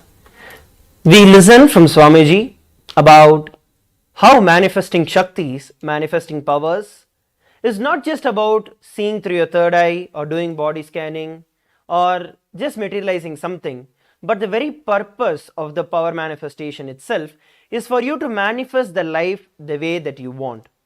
Especially now, we are looking at the entire world going through a complete back off in various situations, especially after the COVID pandemic rose, whether it's in the sector of health, whether it's sector of finance, whether it's in the sector of health, in any field that you see, there has been such a big backlash that has been there and irrevocable damage that has happened to so many people. And especially now, we are looking at a lifestyle, we are looking at many people getting laid off from their jobs. Now the question is, during all of this suffering that is going on, during all of these crises and so much of nonsense that is going on with the entire world, not knowing what is going to happen, especially now there is a prediction of the recession that is going to be happening globally, that's going to be happening. And then there are all these predictions of so much of wars happening in between multiple different countries, so much of instability that is there, and the drop in high big tech companies which are there. Now, while all of this is going on, it puts us through a lot of fear, it puts us through a lot of insecurity, it puts us through a lot in our head. Now, are we going to go by the fear and greed of life? Or are we going to manifest the life the way we want? And is it actually possible to manifest the life as we want? The simple and straightforward answer is yes. You can manifest the way that you want. As we listened from Swami just a few moments before, The way that we manifest this, for us to manifest the powers, to manifest the life as we want, it is through receiving the initiation from the Supreme Pontiff of Hinduism, our beloved Swamiji. And we all have the beautiful to be part of the Paramashivam program. We have the link that is projected for all of us on the right side. So you can all go over and scan the link, scan the QR code which is there, which will help you to go over to the Paramashivam program starting on February 11th. By registering yourself for the Paramashivam program, you will see that you can actually manifest the life as you want. See, whether it is a problem with you not having proper health, or whether it is a problem with respect to you not having enough resources to manifest the life that you want in the dimension of wealth, or it can be in the dimension of relationships, in any dimension that you call. The solution for the problem is not external, but the solution is internal. Swamiji beautifully tells a story. There was a man once who was there, and he is right standing in between the street, under a street light, and he is searching for a ring. And people who walk by, they go to him and they ask, what are you searching for? He says, I lost a very, very important wedding ring that was given to me. So 2 more people help him searching. 15 minutes pass. Another 5 people walk by the same road. And then they see him again searching. 3 people standing and searching. Then they come and join. And they continue to search. Time passes by. The number of people increase. But they are all searching in the same place. Suddenly they get a doubt and they ask, brother, we have been searching for the last 1 hour, but there's no sign of the ring anywhere. Are you sure you dropped it here? Where did you drop it? He says, oh no, I dropped it in the house where I stay. The friend immediately becomes furious and asks, are you fool? When you dropped it in the house, why are you sitting and searching here? He says, there is no light in my house, so I'm sitting and searching here. This is exactly what we are doing. When we are going through so much of suffering, and when we go through problems in our life, be it wealth, be it relationships, be it health, in any field that you call it, when we look at the problem actually is because we do not know where we need to search the solutions. That's the actual problem. The problem itself is not what you are going through, but what kind of diagnosis you are doing and what is the solution, where do you even need to approach for the solution. That is what we are all lacking. If you look at Swamiji, the Supreme Pontiff of Hinduism, in our Vedas and the Agamas, in the source scriptures of Hinduism, Paramashiva elaborately in detail gives the definition of various power manifestations and detailed techniques to come out of every problem that we are going through. Actually not just coming out, but making it irrelevant. And it is through those authentic sources that the entire Paramashivam is being conducted, where Swamiji is reviving, the Supreme Pontiff of Hinduism, is reviving all those ancient truths through the Shastra Pramana, validating it through the Apta Pramana, which is the experience of great enlightened masters who have happened in the lineage of the Hinduism, validated by the experience of the Supreme Pontiff of Hinduism, and then shared with every one of us as a food to manifest the life that we want. So I would like to share with every one of you that the solution for any problem that you are going through, you are not going to be able to find solutions outside. That is not going to happen. That is not going to be something that is going to manifest as a reality by searching outside. It is only going to be by looking in and manifesting the reality that you want. And that can only be possible by the initiation of an enlightened master, by the initiation of the avatar of Paramashiva himself, our beloved Swamiji. So I request all the participants and viewers who are sitting and watching us live from all over the world, if you have any doubts and questions, you can always feel free to post it, and make sure that you're heading over to the QR code that is projected, scan it, go to the Paramashivam, Paramashivam website and register yourself. Even if you drop your intention, even if you put your intention that you want to manifest the Paramashivam, you will see that it becomes a reality. So while we take a few moments to go over and register ourselves for the Paramashivam program, we are going to take a few moments and come back together. Thank you. Nithyananda.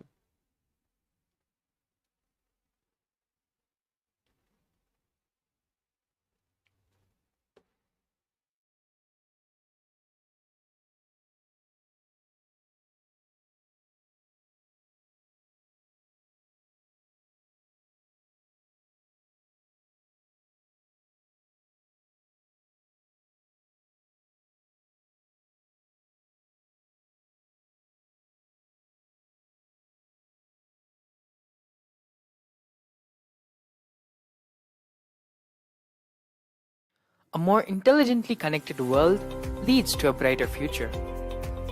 An enlightened humanity leads to a better world.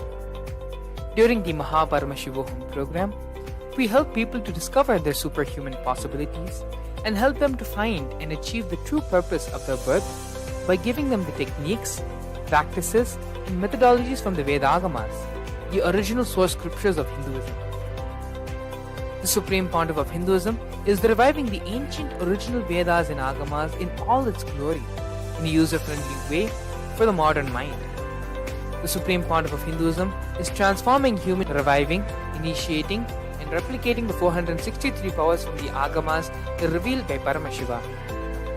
The Supreme Pontiff of Hinduism is not just giving solutions for every problem man faces, but is making them irrelevant to their lives by transforming human beings into divine beings. Listen. Any argument presented by your mind, body, your present reality to establish you are not Paramashiva. You are not omniscient, omnipotent, omnipresent. Anything presented to prove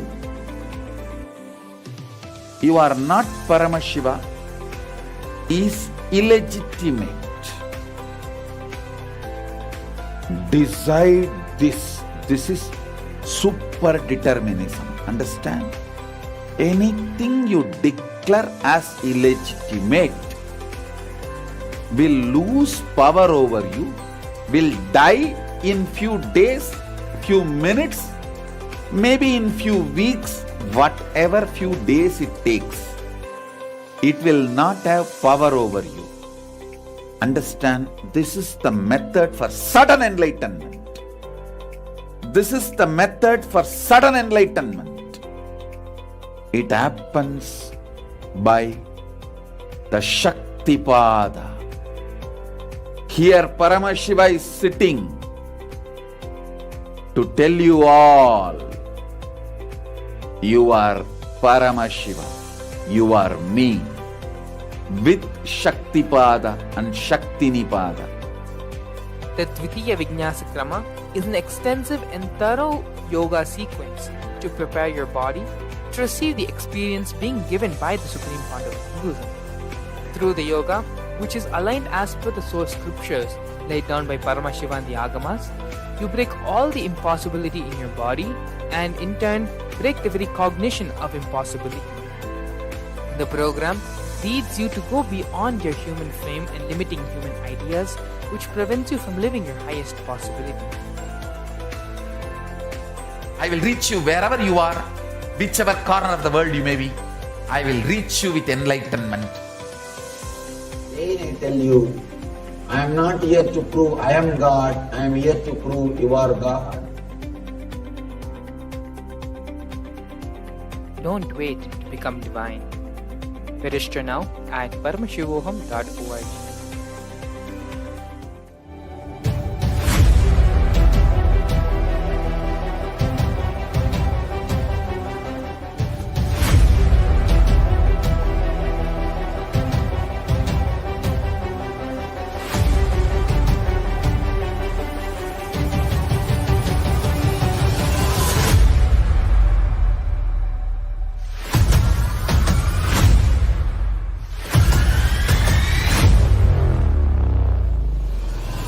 Whatever I shared till now, condensing the whole thing and reviving it as experience, starting from completion, unclutching, power manifestation, the states of consciousness, and the planes, multiple planes, everything.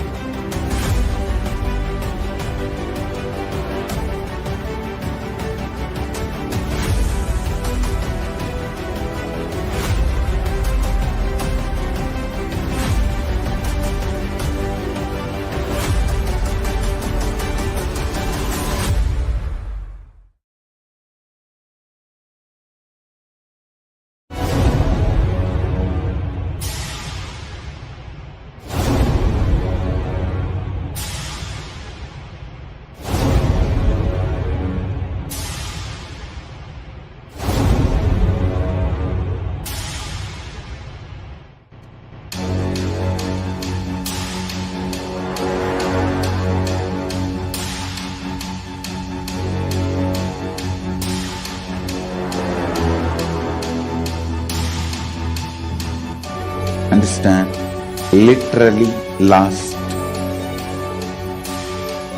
39 years from the age of 5, whatever Paramashiva manifested through teaching, speaking, writing, every way, condensing the whole thing and presenting it to you all as experientially in these 21 days through this Jnana Charya, Jnana Kriya, Jnana Yoga, Jnana is Mahaparamashivoham. Lifestyle for just Paramashiva. Rituals to be just Paramashiva. Yoga for just being Paramashiva. Jnana just Paramashiva.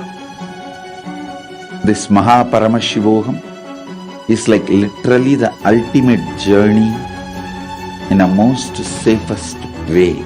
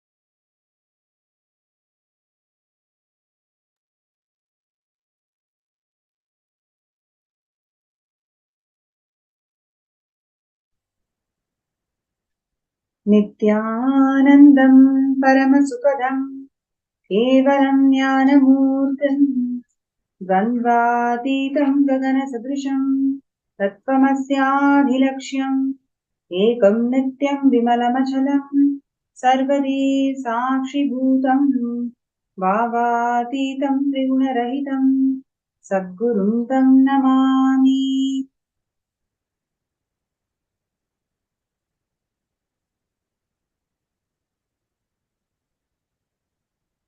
Nithyanandam, I welcome all the viewers and participants to yet another most profound Bhava Samadhi Darshan of the Supreme Concept of Hinduism, Bhagavan Nithyananda Paramashivam, manifesting as the 64 manifestations of Paramashiva. And I'm sure all the participants out there are having amazing time just receiving the grace of the Supreme Concept of Hinduism. Audio every is not single muted day. here. Why? All these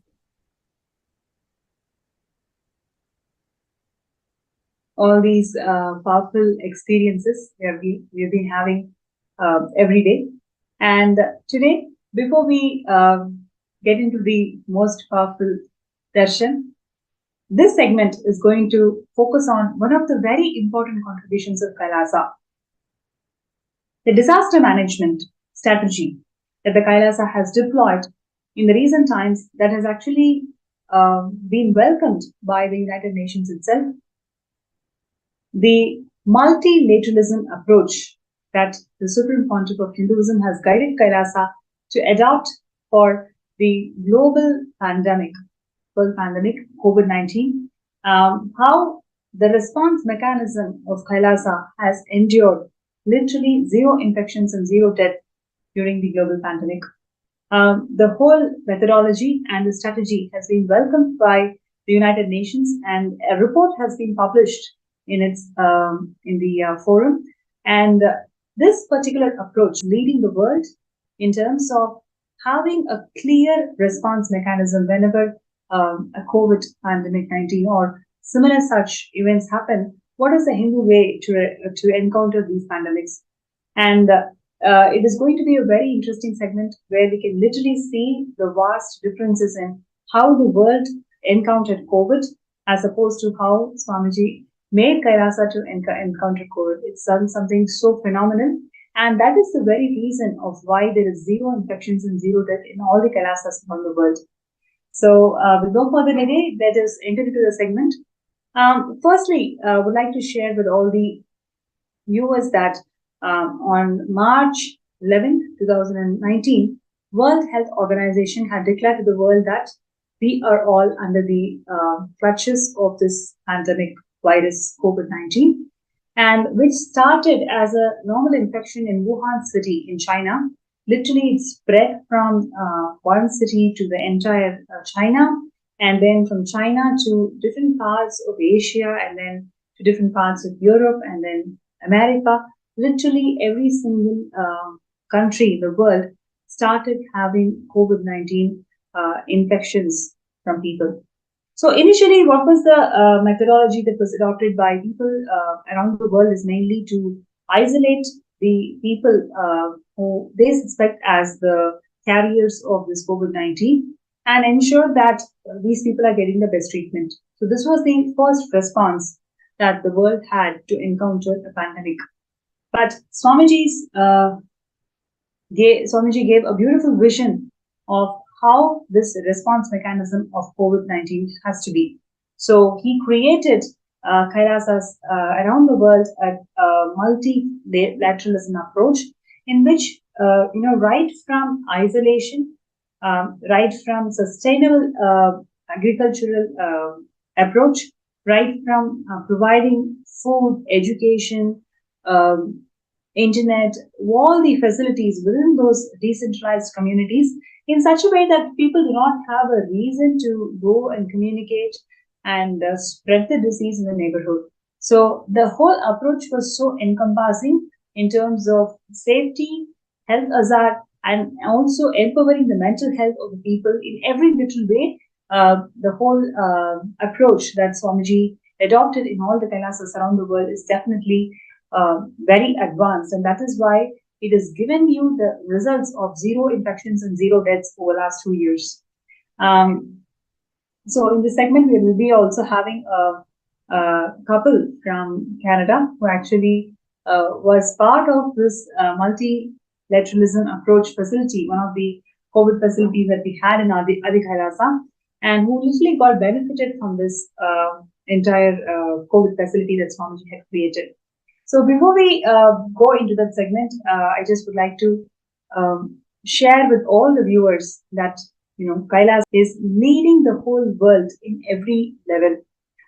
Whatever the globe is facing today as the problems, whether it is in terms of global equality or in terms of education, all the major things that the world is facing today, Swamiji has provided a Hindu way of approaching this problem, and in which the problem exists no more. You can actually solve all these problems from the root level if you start adopting the Hindu methodologies and techniques. That is what Swamiji is doing through Kailasa, and he's establishing this diplomatic relations across different countries to focus on this Hindu methodologies, how to adopt this Hindu methodologies in their countries and ensure that our world is definitely a best place to live in.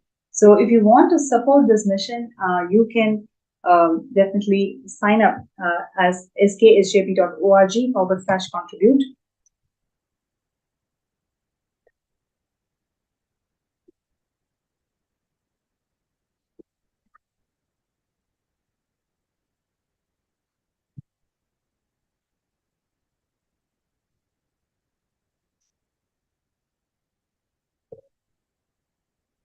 So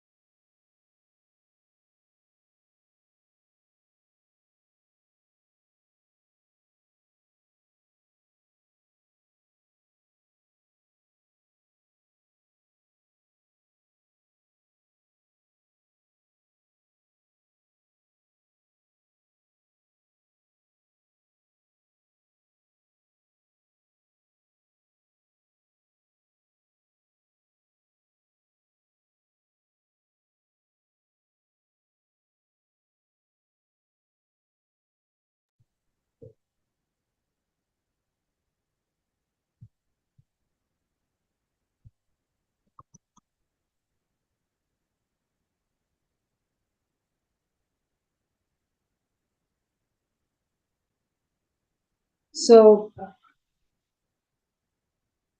so one of the most important aspects of combating the COVID-19 was providing these quarantine facilities. So when the whole world was closing their doors, Swamiji opened his Kailasas to one and all, where people can come live. They're provided with free education, free food, free internet services, and the most powerful sacred energy field where you do not feel impacted by COVID at all. So when the first world countries literally closed their borders during the massive global emergency, Kailasa has opened its door to one and all without exception. So this is the greatness of the Supreme Pontiff of Hinduism, Swamiji's compassion to one and all and humanity. And this is how Kailasa is going to respond to all the global emergencies out there. So if you want to support Kailasa's mission, you can sign up as sksjp.org/contribute. And by doing so, you are supporting the entire Kailasa mission. So now let's take a look at the video where Swamiji is explaining why it is important to form this Indonesian and how it's going to use out there. Many people asked me, Swamiji, why did you leave such a huge empire you built in India and sitting somewhere in one corner for so many years? Be very clear. It's already 3 years. I left India. More than 3 years. Many people asked me, Swamiji, why did you leave such a huge empire you built in India and sitting somewhere in one corner for so many years? Be very clear. It's already 3 years. I left India. More than 3 years. This 3 years is worth because I have done the foundation, legal, protected, internationally protected place first. Not only I have the immunity of non-prosecutable and immunity and protection as the head of the state, sovereign land, which can't be violated, and the embassy status in multiple places, even sovereign land in more than one places. This 3 years is worth because the first things are done first, right things are done first. We have a great future. We don't have to worry. Will there be any end like what happened, what has been done to Asaram Babu's organization? What has been done to Sant Rampal's ecosystem? What has been done to Ram Rahim's ecosystem? What has been done to this Palgar Sadhus and what has been done to Kanchimat? You don't need to worry because I have done the right things first. That's a spend little time, study how each ecosystem is persecuted in last 100 years. Listen, whether Kanchimat or Asaram Babu or Ram Rahim or Sant Rampal or Shivashankar Baba, all of them, all their organizations, with so much of hard work, they build the Indo ecosystem like a beautiful honeycomb. But just some thief comes and robs the whole thing and takes it away. But again, you guys Hindus will work hard and build it like a honeycomb. Again, somebody else will come and steal. Be very clear. I am not interested in this game. That is why I decided very clearly, I will build the fort first. Proper stone fort. Then build the honeycomb so it will stay forever and work forever support the Hindus forever, keep the Hindu ecosystem forever alive. Be very clear. I understood this secret. I started my public life at the age of 16. Within 10 years, by 25, I understood. Without making a proper protection system, any hard work me and my sannyasis put and build, it will be like a honeycomb. When Kanchi Shankaracharya got arrested, clearly I realized the Samasthana, which had immunity from all prosecution, lasted just 2 generations before, till the India adopted the secular constitution.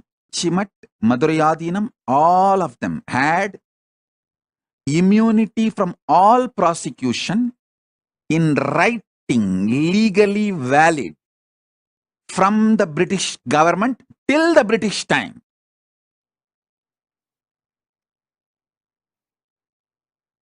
Just 2 generations. Now, those gurus are getting prosecuted. Lawfare is being done. False accusations are put. They are prosecuted left, right, center. Of course, Kanchi Shankaracharya proved he is innocent and came out. But what happened to that organization? What happened to that mutt? What happened to himself? Was he able to stand back? The criminally negligent Hindus did not have gratitude for all the work he has done. The criminally negligent Hindus are not realizing the anti-Hindus are attacking the real Hindus because he stood for the Hindus and stick his neck out, his head was cut. That's all. So that is like a message. No one else should stick their neck out for Hinduism. I tell you, I realized this truth. If I don't build the proper legitimate fort, legal protection, even if I work for 100 years and build the Hindu ecosystem, I don't want to say what would have happened. I know very clearly. I know very clearly. I know very clearly.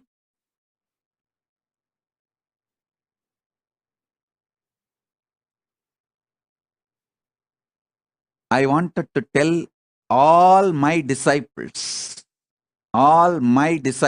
listen. The good news I have for all of you is, by the grace of Paramashiva, we already have a sovereign territory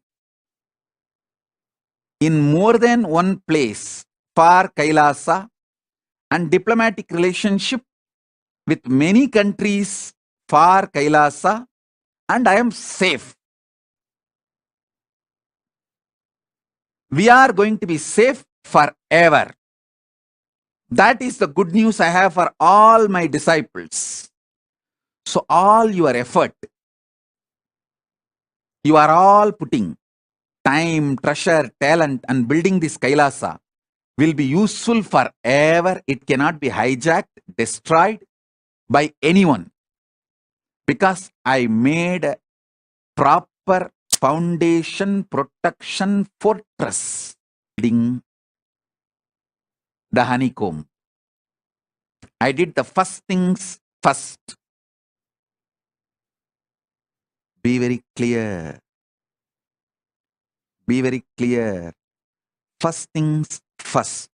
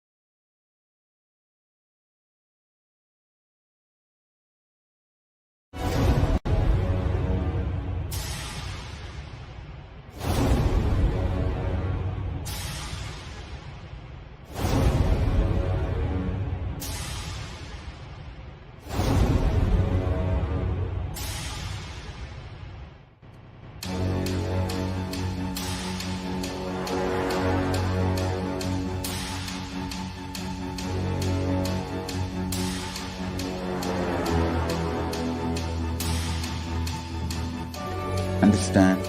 Literally last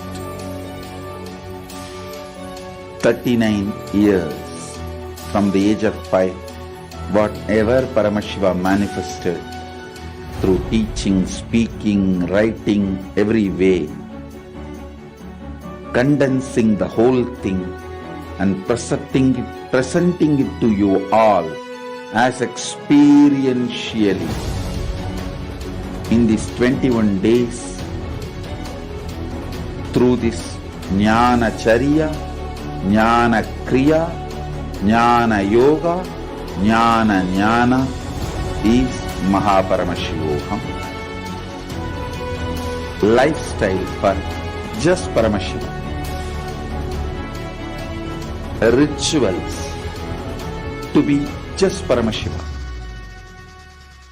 Yoga for just being Paramashiva.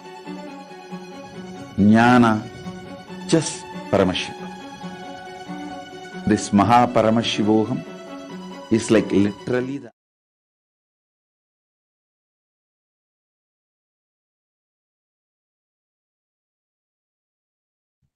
Yes. So we're going to take a look at a short presentation on all the various contributions that Swamiji has done through Kailasa's multi-layered quarantine facilities around the world. Literally in every single spiritual embassy that Swamiji had created, he converted them as a multi-layered quarantine facility where literally free food, free education, free internet services, and so many programs, so many education programs, and healthcare is being provided to one and all in such a way that people feel completely protected during this pandemic. So once again, would like to share that when the first world countries closed their borders during this massive global emergency, Kailasa had actually opened its door to one and all without exception.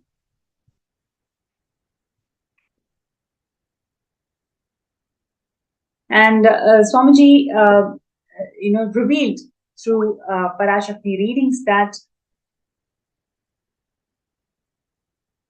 at least 6 months back, I became aware that multi-layered quarantine facility is needed to protect the people. If you are in India and if you want to protect your immediate family or an extended family, anyone who will listen to you, get them to these campuses. So literally every single spiritual embassy in India was converted as free COVID care centers, starting from Adi Kailash in Bidadi, Bangalore, to Salem, Tiruvannamalai, all the various Adinams in the world. Every single facility was converted into quarantine facility. And literally, Kailasa rushes to help as India finds itself on the verge of COVID-19 third wave. Multiple COVID care centers were opened, social services were offered, spiritual services were offered, cosmic revelations on global pandemic. Literally, Swamiji graced himself as Devi Parashakti every single day, Arulvakar. Like there were so many millions of people looking for some spiritual solution, some way or the other, how they can literally protect themselves from this ongoing pandemic. So, today, as we see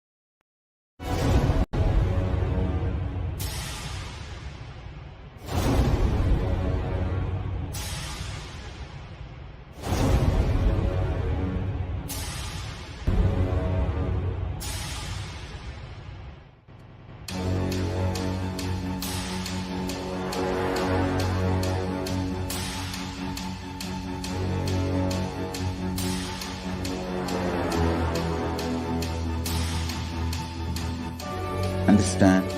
Literally last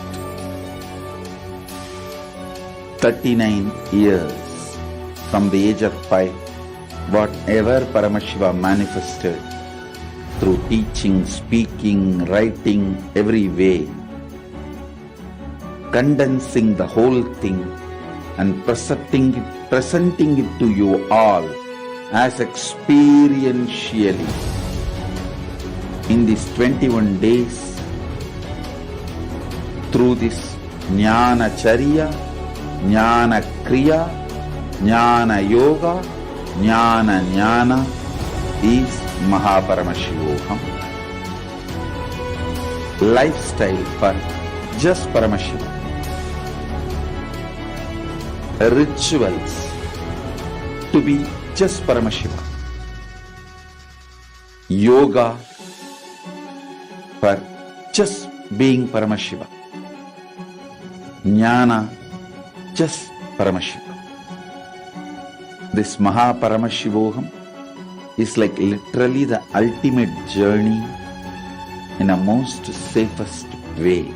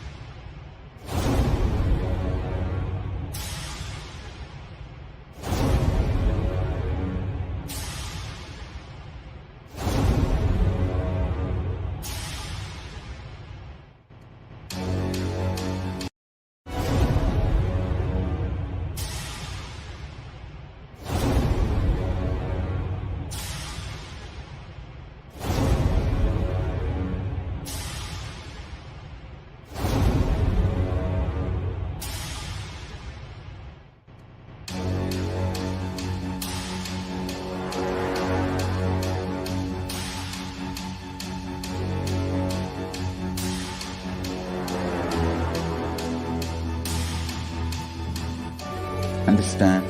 Literally last 39 years from the age of 5, whatever Paramashiva manifested through teaching, speaking, writing, every way, condensing the whole thing and presenting it to you all as experientially in these 21 days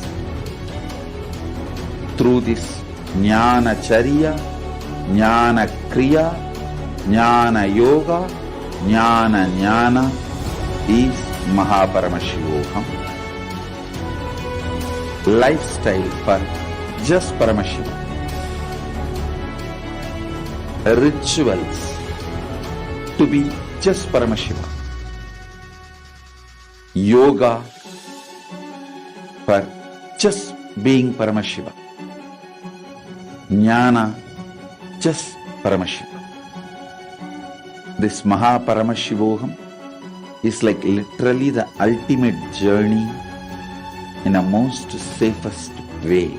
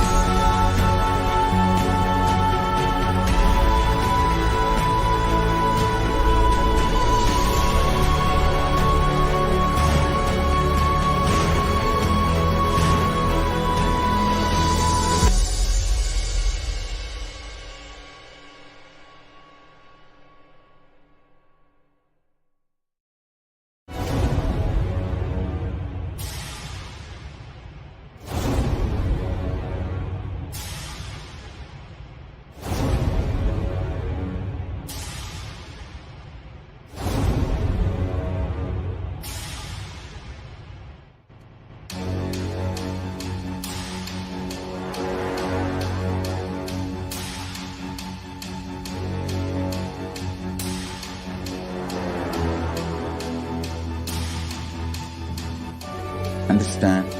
Literally last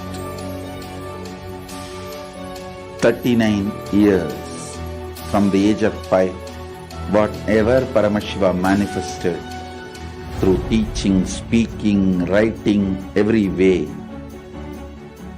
condensing the whole thing and presenting it to you all essentially in these 21 days through this Jnana Charya, Jnana Kriya, Jnana Yoga, Jnana Jnana is Mahaparamashivoham. Lifestyle for just Paramashiva. Rituals to be just Paramashiva. Yoga for just being Paramashiva. Jnana just Paramashiva. This Mahaparamashivoham is like literally the ultimate journey in a most safest way.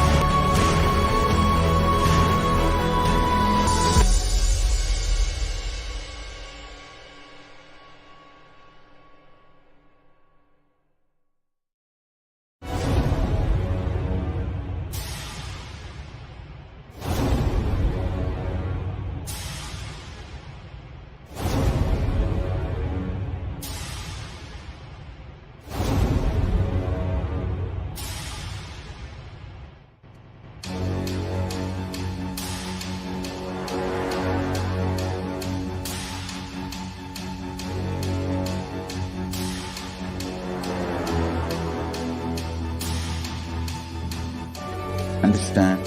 Literally last 39 years from the age of 5, whatever Paramashiva manifested through teaching, speaking, writing, every way, condensing the whole thing and presenting it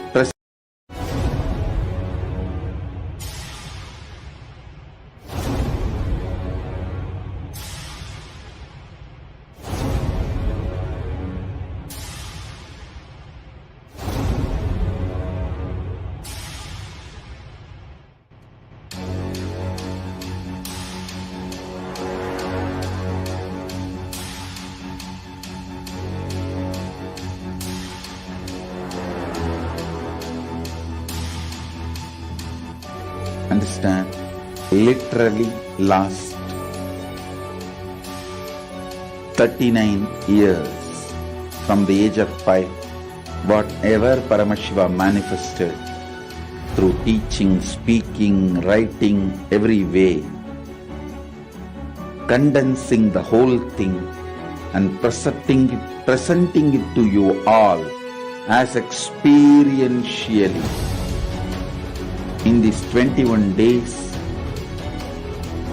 through this Jnana Charya, Jnana Kriya, Jnana Yoga, Jnana Jnana is Mahaparamashivoham. Lifestyle for just Paramashiva. Rituals to be just Paramashiva. Yoga for just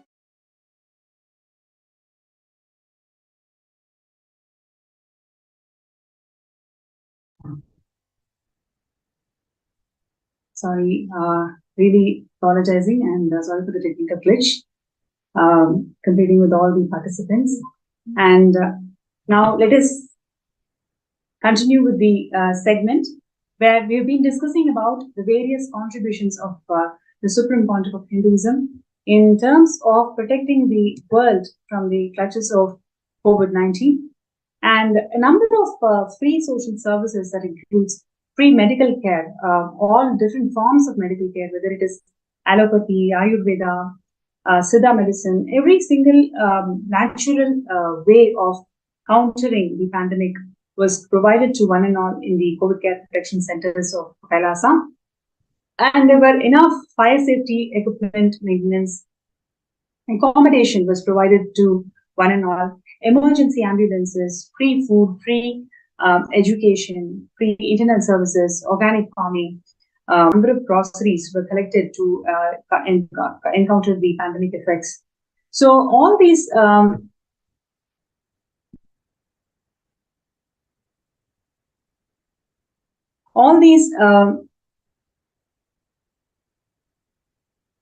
measures were taken by Swamiji to ensure that everybody out there are feeling completely protected during the pandemic. And what you're seeing here, Siddha medicines were all collected, were all prepared, how these Aushadas were prepared and given to all the COVID care participants. So they all feel empowered, and at the same time, their immunity levels are boosted to encounter the effects of COVID pandemic. Yeah, what you're seeing here is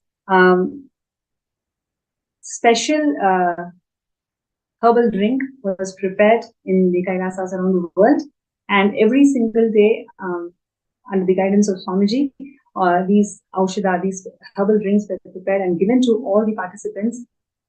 So they all feel empowered and safe during the pandemic.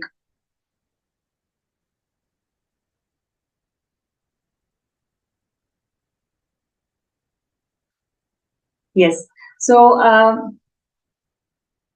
yes, now we have a participant from Canada, Atul Yadav, and he was in India during the COVID pandemic time, and he actually ensured that he was part of the Adi Kailasa COVID Care Pandemic Center, and he is here today to share his experiences of how he felt being in Adi Kailasa and what are the different changes, whether it is in terms of spiritual impact, emotional impact, and how protected he felt during the pandemic. So it is my pleasure to welcome Atul Yadav from Canada, who's here to share his experiences of being in Kailasa's COVID care centers.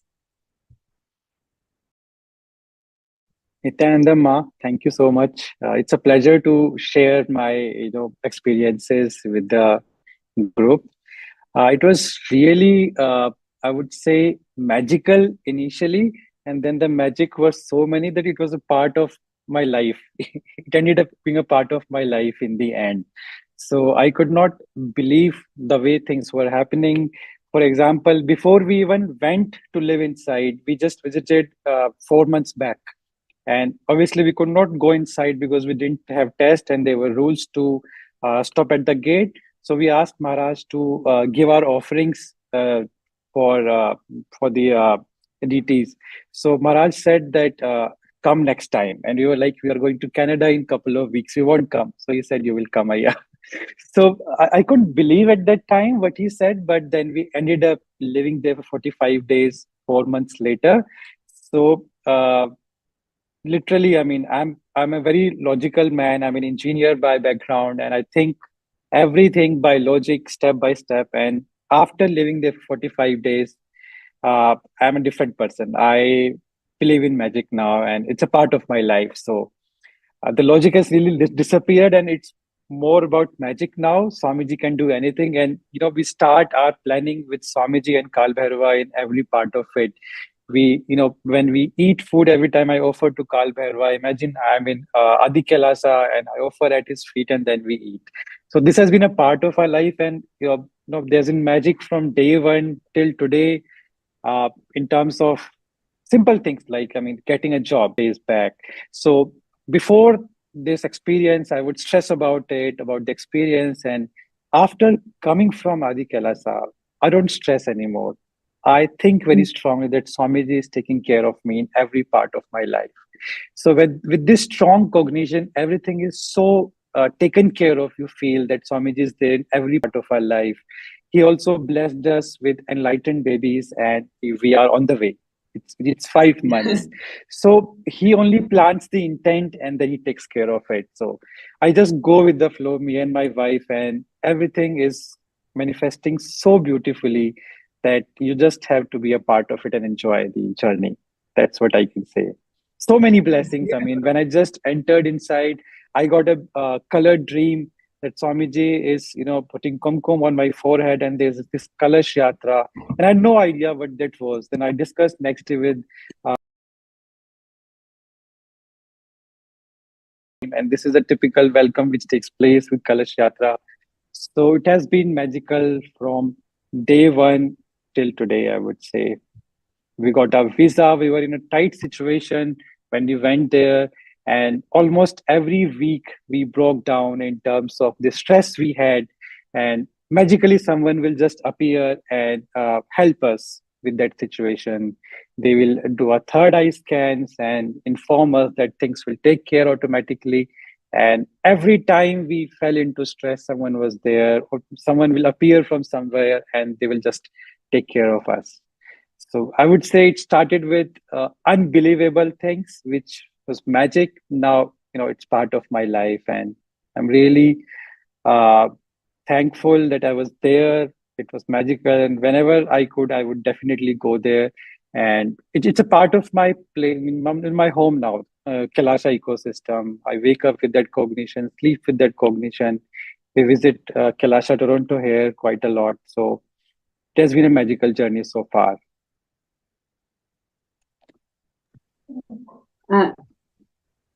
That's beautiful, Atulji. Also wanted to know from you, how, what made you to join in Kailasa's COVID care centers? What was the main aim for you? I'm sure the times that you were in, India was facing severe impact because of COVID. And what really made you to join the COVID care centers? So, in one word, it was Swamiji. I mean, he literally wanted us there. I mean, in a couple of reading, it was revealed that Swamiji has personally intervened to, bring us there, because we had no plans, honestly. We had clear intention to go to Canada. We have filed a visa, but somehow it got rejected, and Swamiji literally pulled us there. So my wife told me that that is the safest place to go in COVID situation, and we both lost our job because we planned to come to Canada. So she said that is the safest place. Let's go there. And given the process, it was so, I would say, organized. We have to give a medical test a couple of days before, and then the COVID test. So we literally felt safe before even entering inside. And then there was this stringent COVID, situation when you have to quarantine for at least 10, 15 days, a separate area. So you really feel safe in that environment. And yes, so there were like these similar rules is, outside quarantine, but yeah, sorry.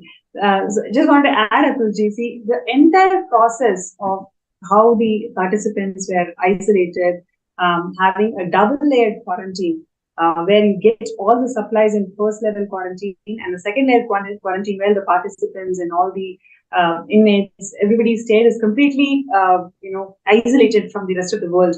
So the entire procedure was set by Swamiji himself, right, in terms of what are the tests that somebody has to take before they enter, and how you should scan the person, and how each and every supply, whether it is milk, whether it is food, which entrance it has to come, and if there is any emergency needs, how should the ambulance exit, from which door it has to exit. To that level, Swamiji literally planned and made sure that it was happening. So the whole methodology that Swamiji outlined, everything was recorded in one of our reports to United Nations, and which was acknowledged and published as one of the best methodologies for multilateralism approach to combat COVID-19. So, as you were saying, like there was all the participants unilaterally felt so safe in the environment, and it's a huge campus of more than 50 acres, where literally you feel that you can breathe air. Especially, that is one of the factors that many of the participants shared, because um, living in two-story apartments, and especially if you cannot get out of the apartment because of the ongoing pandemic, people used to feel so suffocated those moments, those times. And being in Adi Kailasa, literally you have so much of fresh air. You can move around. You can literally have your own space. That is something which a lot of participants really felt so grateful to Swamiji. As you were sharing that, I just wanted to add this one thought. Yes, please go ahead, Atalaya. True, Ma. So I was just discussing that normally these restrictions are there in multiple hotels and places. But as you mentioned, the campus was so big that we could literally breathe and walk around while we are quarantining in the quarantine area. For example, the area we could go to Laughing Temple and spend our evenings there. Monkeys kept us busy. So it was really fun. And it was not at all sad because it was not a two-story building. It was a big campus. You can walk around, you can breathe. So when we came out of the campus finally, we could not adjust for a couple of days because inside it was such freedom to walk around, so peaceful, and you have that spiritual environment. So it takes some time to adjust to outside world once you live there for a long time. That was a beautiful experience, and I could never forget that. And I would always go back if there's a possibility. Would you like to also share about the completion that you have experienced in your relationships while being in Adi Kailasa? Yes, ma'am. That was really intense. So we could not realize that once we were there for a week or two, we literally felt very, very tired, and all the feelings were coming out. And we were not normally like that, both of us, But then we asked people, and we had multiple readings, and then Swamiji revealed in those readings that this is a place meant for this. You will need to do completion. So he shared an analogy in one reading that before we kill a snake, we bring it out. Process right now, we're bringing out your to complete. So I'm working on your body. So that phase is really challenging also sometimes because a lot of incompletions are coming out. He's working on your body. It's very, very unique experience. And in the end of the day, it was very, very tiring and sometimes frustrating. But you understand the whole process manifest, and you become a much better person in the end of the day, and things manifest so beautifully. That's beautiful, Atalji. Also, would you like to share, how was the Indians, being with other COVID care participants, coming from different background, how did you get along, and what was the connecting thread amongst all of you, and that kept you really blissful throughout this journey?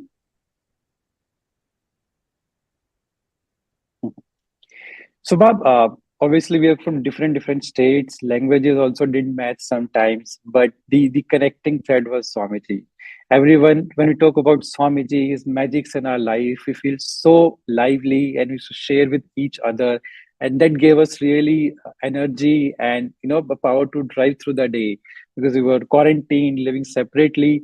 So we all were come from different backgrounds, living separately, but that common thread of Swamiji's magics, the way he has changed our lives. Literally, it used to lighten up everyone discussing. And you learn from a lot of their experiences. They learn from yours, the kind of books you should read, practices, meditation, and the way it can impact.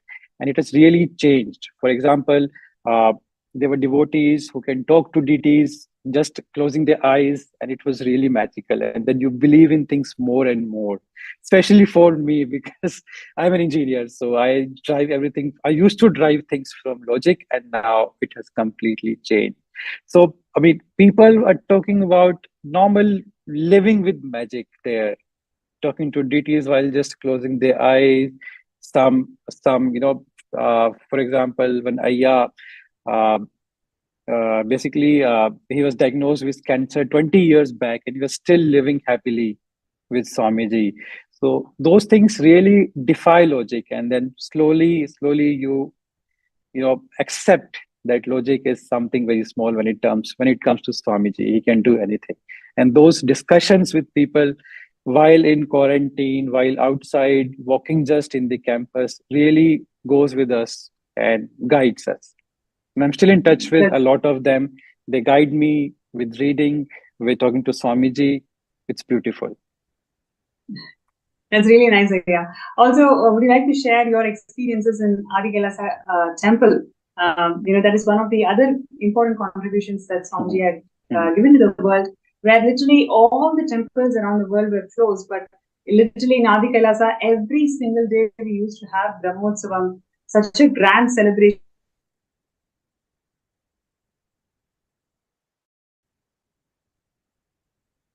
The most important contributions of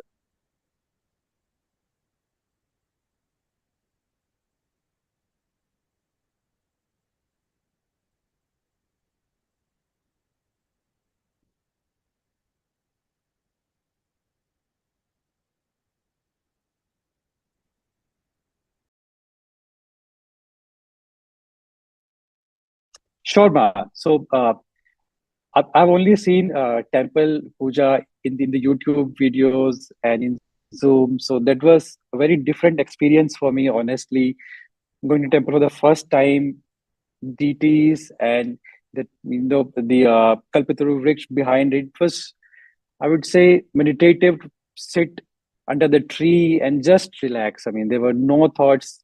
I sat there for 2 hours once, straight go. And honestly, in our home, working environment, I've never sat for half an hour without any thoughts. And there I could sit peacefully for 2 hours non-stop.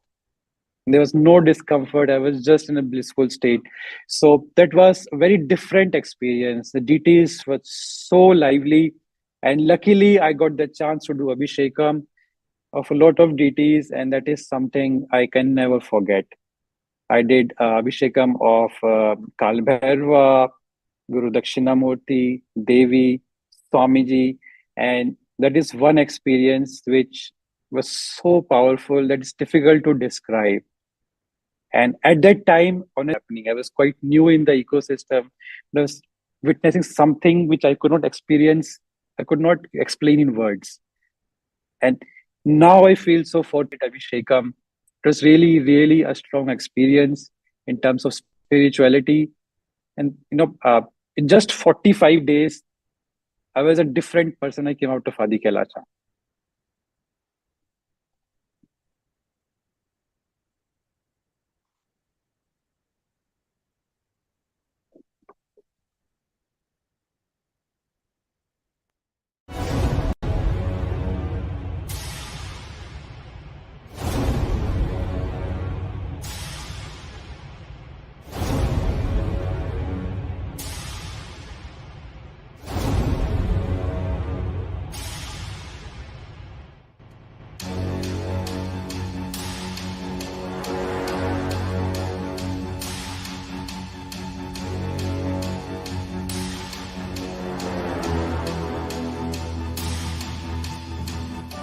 Understand, literally last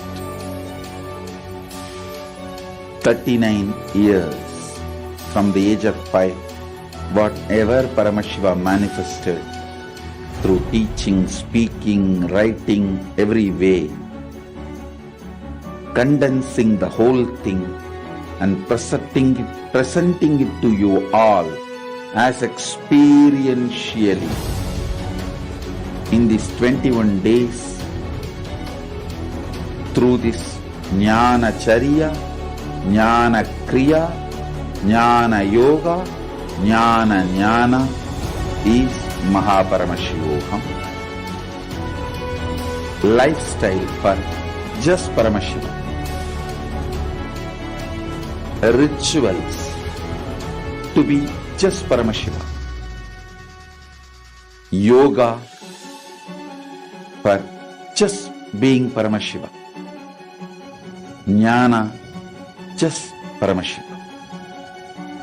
This Mahaparamashivoham is like literally the ultimate journey in a most safest way.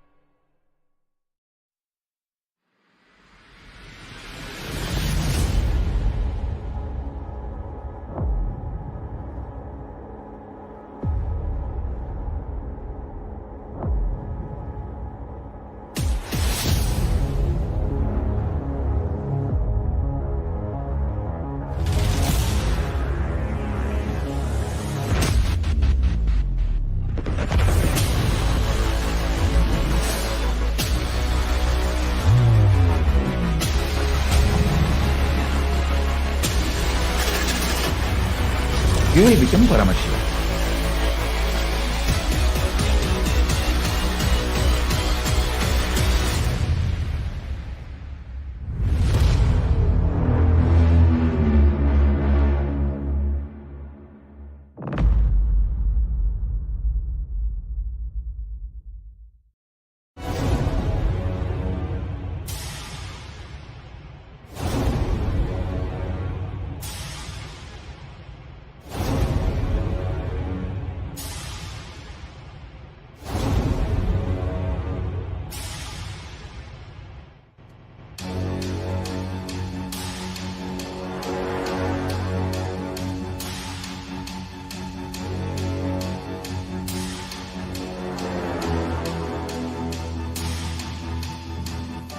Understand, literally last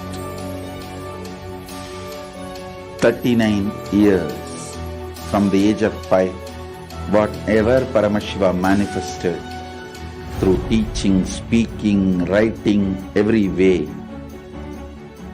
condensing the whole thing and presenting it to you all as experience. Nithyanandam. So just to summarize, it was the safest experience in terms of COVID protocols and a magical journey, a start of my beautiful journey, I would say. And I'm still in the beginning stage, but that the journey of 45 days in the COVID center literally expedited that. And as they say, that one day in Adi Kailasha is like 10 years outside. So that was the pace of our journey in terms of incompletion. Quickly they were completing, and my spiritual journey, my belief, my the willpower, the strength. So that was a magical experience. And yep, this brings us towards the close of this segment. Thank you, Nithyanandam. Thank you so much. Thank you so much, That was Aya. really a very beautiful sharing that you shared, actually, especially sharing about the way how the life is in Adi Kailash, the ecosystem, the enlightenment ecosystem that Swamiji has created, and the infinite compassion that Swamiji has when he opened the doors for anybody to come and take shelter during the COVID, when the pandemic had hit the world. And also at the time where people shut down, and people like many of the workers were laid off and companies were shutting down, people were all closing it. There was so much of fear amongst people to such an extent that even social interaction became a fear factor for people because it was a question of their lives, right? And at that time, one of the biggest tyaga a person can do is to give everything of what that person has to the world. And that's exactly what Swamiji did. Not one or two, in 5 places, Swamiji had opened this COVID care centers. And whether it is the medicines or whether it is the taking care of, work from home, making it available for people to even adapt to this work from home kind of a culture. And every aspect, whether it is the food, whether it is the medicines, whether it is the hygiene and health, and even not just cure, but even prevention of COVID. So the 7-layer quarantine that Swamiji had created, each of this is something phenomenal. And this is really an example of what the vision of Kailasa stands for, where humanity ends, where humanity stops its peak capability of helping others. That is where Swamiji starts. What is the last frontier of what humanity can help, what extent humanity can go to help another person? That is the threshold of where Swamiji starts with serving the humanity. Whether it is giving the superconscious breakthrough for a person, or whether it is walking a person out of cancer, or whether it is preventing the whole of humanity from experiencing or being succumbing to the COVID. Each aspect of this is extremely powerful. Atulji, I just have a question to ask you. The life outside, right? Like during the pandemic, how was it? For me, because like I do not know how it was. Like I would say for me, being in the Kailasa ecosystem and being protected. So I just wanted to understand as to what kind of a life it was outside when the pandemic hit the world. It was really scary, I would say. I used to live in Gurgaon when I was in India, and it was really, really scary. I've seen people struggling for oxygen cylinders and beds in hospitals. There are people suffering from COVID but could not get the right health care. It was really scary, and we all were sitting in our houses, in our rooms, scared to even go step out of the house. And so it was, as Ma mentioned, it was suffocating. So you wake up and then you work in your room and then you sleep in the same room. We just, we actually used to get scared walking on our own terrace also sometimes, because that's scary, especially in Delhi and Gurgaon. The cases rising and the second and third wave was really, really very impactful there. So I've seen a lot of my friends, family suffering from COVID, and there was a strong fear, people losing lives. So it was a very stressful environment, I would say. And we used to step out once in a week or twice a week, and really suffocating in a room or in a house, and no interaction with people, even neighbors. That is what did you go through? Like, what was the impact of it for your mental health? How was it for you to handle it as a person, seeing this, like where you're, as you said, like you're not able to even access a part of your own house, right? It's something like so much of fear being inside you. How was it for you? How did it impact you, your well-being, your mental well-being? So, ma'am, before the pandemic, I had a very active office life. I used to travel a lot. Once in a week, I used to travel multiple states, and it was quite happening. So after COVID, first time in my life, it was that suffocation I felt staying at home every day, and it really impacts your mental health because you are working in a setup in a professional service environment where you need to use your mind from start towards the end of the day, and you can't think because there's no positive energy. I mean, it's just a room, lower sunlight. You can't just go out for fresh air. So it really impacts your thought process, your mental health beyond a point. So it really gets you thinking about the life, other things which I never thought before. It was really suffocating. I would say you go back, your mental health go down a bit. So that was the point when we thought that we should. Go ahead. Sorry, that's so true. Actually, as you're sharing this, I wanted to highlight an important factor. It is not just people who are affected due to COVID, that faced a lot of loss, but even people who just the very change in the society, the collective mass, there was a huge impact in the mental health of people. Like the socializing, the whole socializing in society was completely cut off. So it was not like that whole factor was removed. Like you were sharing, you were a person who was so used to traveling and who was so used to that kind of a lifestyle, and suddenly a complete change, and that suffocation that you were explaining, right? That's a very big factor that many of the people were suffering during the whole COVID pandemic. So you were saying that you were traveling outside and that kind of an active life you were living, and suddenly pandemic hit and the whole world changed, everything completely changed.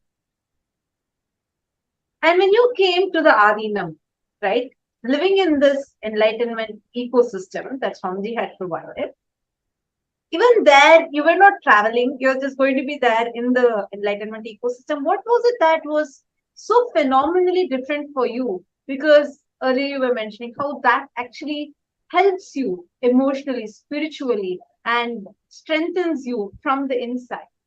How did that happen? Because even here, you're not going to be traveling outside. You're going to be in one place. Like, I mean, the place is so huge, so I can't say it's just one place. But just being within that enlightenment ecosystem, what was so different for you?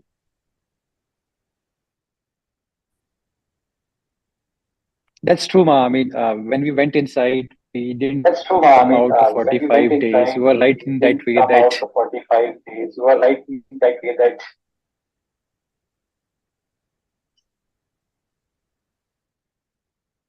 but it was quite different. For example, in our house, it just had, 3-4 rooms, and you are scared of, even your family members, you even interacting with them. But when we were in Adi Kailash, it was a huge place.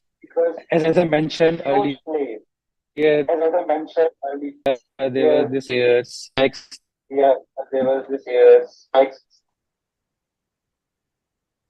Quite different, man. We were exploring and we were slowly getting to know that every part of the ecosystem is so blessed, energized. The place, the temple, everything was listen a lot of magic, happened in others' life in quarantine area. When we went outside the quarantine area, we used to go to Kal Bhairava gate every day and sit there for 3-4 hours just at peace. So quite different. I mean, earlier, before even going to Adi Kailasha, before we could not even, we were so impatient 2 minutes. And in Adi Kailasha, we used to sit for 4 hours in front of Kal Bhairava gate, and we were so peaceful. So that was a major change, I would say, which came into my life at least. It was so meditative. You just sat there, that's it, so peacefully. Just listen to the different mantras there. It was so peaceful. That was a major change. I used to learn to sit with myself. A lot of completions happening, inspiring stories about people, how Swamiji has magically helped people, their great journeys. And that was it. I mean, that ecosystem kept us, I would say, happy the whole day. And we were so tired and a lot of incompletions were coming out. Still, it was so beautiful from morning to evening. Beautiful, Aya. Thank you so much for sharing that, because what you shared has a very important point here.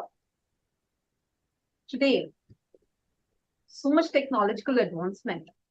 Definitely, when we look back, we had just a decade before. Surely, we as a whole humanity have progressed a lot technology-wise. People have become more and more mature in many different aspects, and we are in a time where literally even artificial intelligence can be used for everything, and we get many things at our bay much easier. But one thing that humanity as a whole is lacking, or I would say falling back, is the ability to sit with yourself. See the kind of things that are trending today. You see TikTok videos, which are getting just one minute videos, they are trending. Shorts, YouTube shorts are trending. All these kinds of more and more less listening span or view span, such things are what that are trending, because we as humans are becoming more and more restless. We are losing the ability to sit with ourselves. But what you got in the enlightenment ecosystem given by Swamiji is the ability to sit with yourself, ability to be in completion with yourself. Actually, all the viewers, just take a moment now. Just for 5 minutes, try pausing whatever you're doing and just try sitting with yourself. How many of you observe that even if you are sitting, trying to sit, your mind is not there with you? It suddenly wants to go jump and take the phone. Suddenly you hear the notification sound and you want to go and check what's the message over there, even though you know it's just probably an offer message that just these companies keep sending, or just an ad. But you still want to go open it and see. Your mind is restless. But what Swamiji has given, an extremely amazing boon for us, is the ability to be in completion with yourself. That builds the inner stamina inside you. That builds the conscious stamina for you. See, we can take supplements, do workouts, and get physical stamina. But to have the conscious stamina, you need to have that. Atulji shared very beautifully how Swamiji had given that to you. I also wanted to know, so when you came here, this enlightenment ecosystem, Swamiji, you were sharing about what all amazing things Swamiji had provided. Could you shed more light on how that, what Swamiji has provided, made an impact to you as a Hindu? Meaning, when you saw all these things, you are a Hindu by birth and you have been living and you've been going to temples from your childhood, right? But when you came to Adi Kailash and you saw that the enlightenment ecosystem, the spiritual enlightenment ecosystem is there, and so much everywhere you see, be it the temple which is filled and made of Rudrakshas, or the deities, the numerous deities in every corner of the place. And you see that whether the clothing or the mantras that you hear or the food that you eat, everything is as per the agamas. How did it impact you as a Hindu?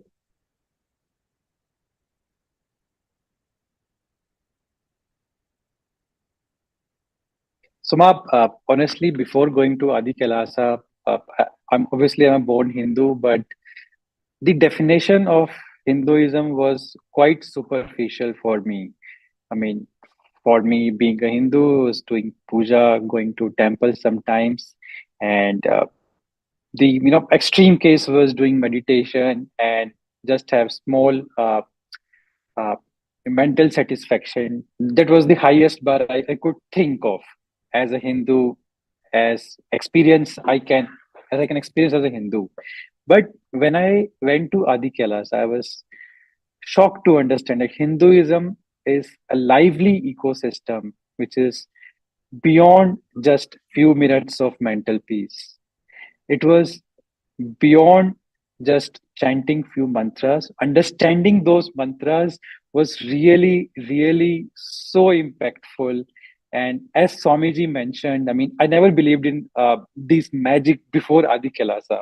I mean, straightforward logic guy and scientific guy. But after that, I realized that everyone, including me, can live a life with full control. I can control my life with third eye manifestations. I can understand my whole life and control. Swamiji manifests it such beautifully. So, I mean, before that, we used to go to temples and everything, but the expectation was so low, honestly, from me, that I can't blame the ecosystem outside Adi Kailasa for that. I mean, my extreme expectation was just a good meditation I used to find on YouTube, And there's always this calling that it has to be beyond this.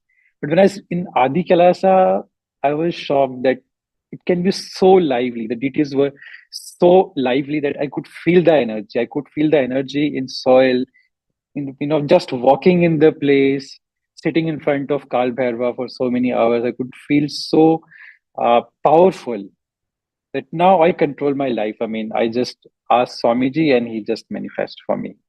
So as I mentioned, after Adi Kailasa, I'm not stressful or nervous about even bigger things like getting a job or bigger things in life. I just leave it to Swamiji and I just relax and do what I can.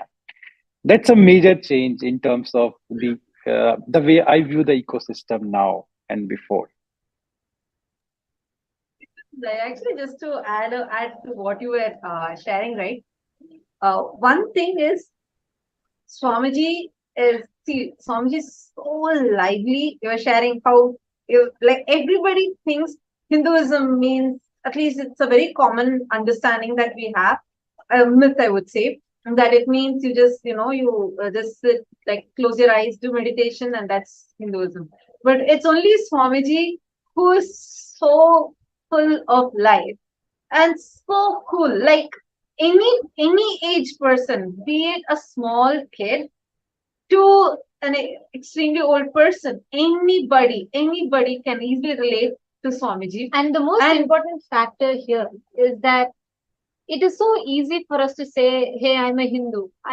When we are having everything and with whatever little things that we do, and when we're all set in life.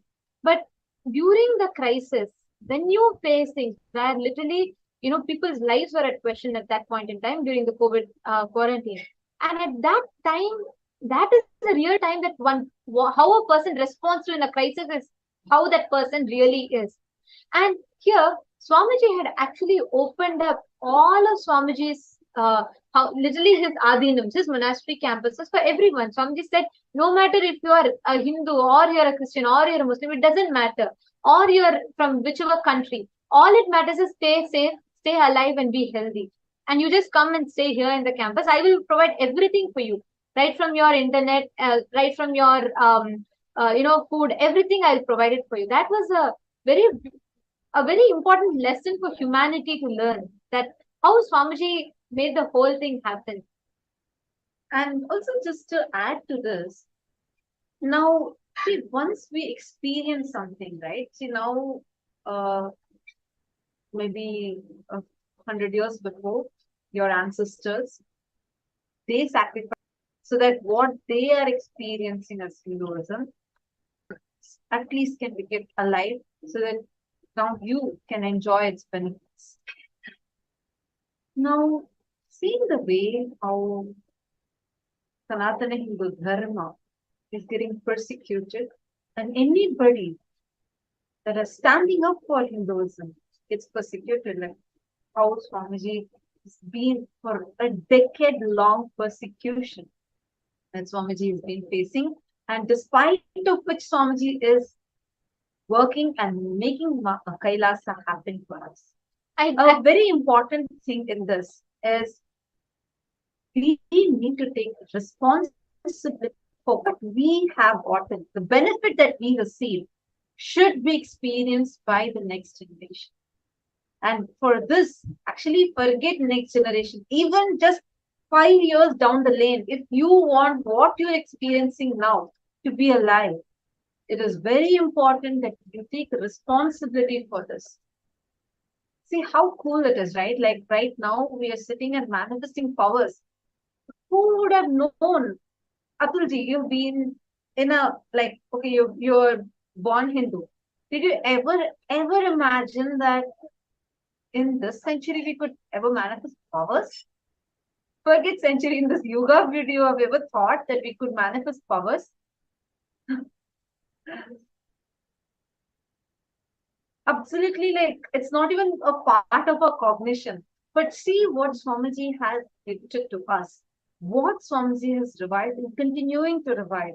Even now, we have still not even seen the tip of the iceberg of the work, humongous work that Swamiji is doing and the vision Swamiji has. We are still we are like enamored by the things that Swamiji has been showering. Actually, live as we are talking, I'd also like to read out the comments. As people are listening to our conversation on YouTube and Facebook, there are a lot of them responding, and each of them are talking. So just before I hand it over to Atulji, I just wanted to read out these comments here. So we have Ma Gabby Haim, who's expressing her gratitude to Swamiji and Sangha, and Ma Nisha Bahadur, who's saying wow, and a lot of you are posting. I'd like to request every viewer that are watching us to let us know your thoughts when you listen to this and when you hear it coming from Atulji and how he experienced this in his personal life. I'd like to request every one of you here. I know many of you that are sitting here and watching us from different corners of the world have been did come to the COVID care quarantine center, and also many of you who are listening to this. How do you feel when you listen to this? Please let us know in the comment section. And yes, Atulji, back to you. You can go ahead. Thanks, Ma. Just wanted to add one more point because I'm just a starter in the ecosystem, honestly. And I'm sure, like me, there are hundreds of people who believe that manifesting powers or experiencing magic is a long journey. I mean, but I just want to burst this myth here that it's not that way. I mean, I'm just an year old in the ecosystem, and initially, while just entering Adi Kailasha, I have seen magic and Swamiji manifesting in so many beautiful ways. So just not hold back yourself, whoever is just starting like me, and don't expect things to move very slow, or you need to go into meditation for hours in a day before you manifest a part of it. Swamiji can do in first day of you joining the ecosystem. So because that was my misconception before I started my journey, that okay, manifesting powers experiences is something maybe 10 years down the lane. If I start my journey today, something which is done by people who are more experienced, living in Adi Kailasa only. But this is something I have experienced myself, that there is no rule to this journey. You don't expect something happening 5 years later. It can happen on day one of your journey in the ecosystem. That is so true. Absolutely, like nobody should miss out on this. That is so true, Aya. And Aya, I just wanted to ask you, what is the background like, just to understand, like, what is the background of you, like, what kind of a Sure, ma'am. job or what are you doing?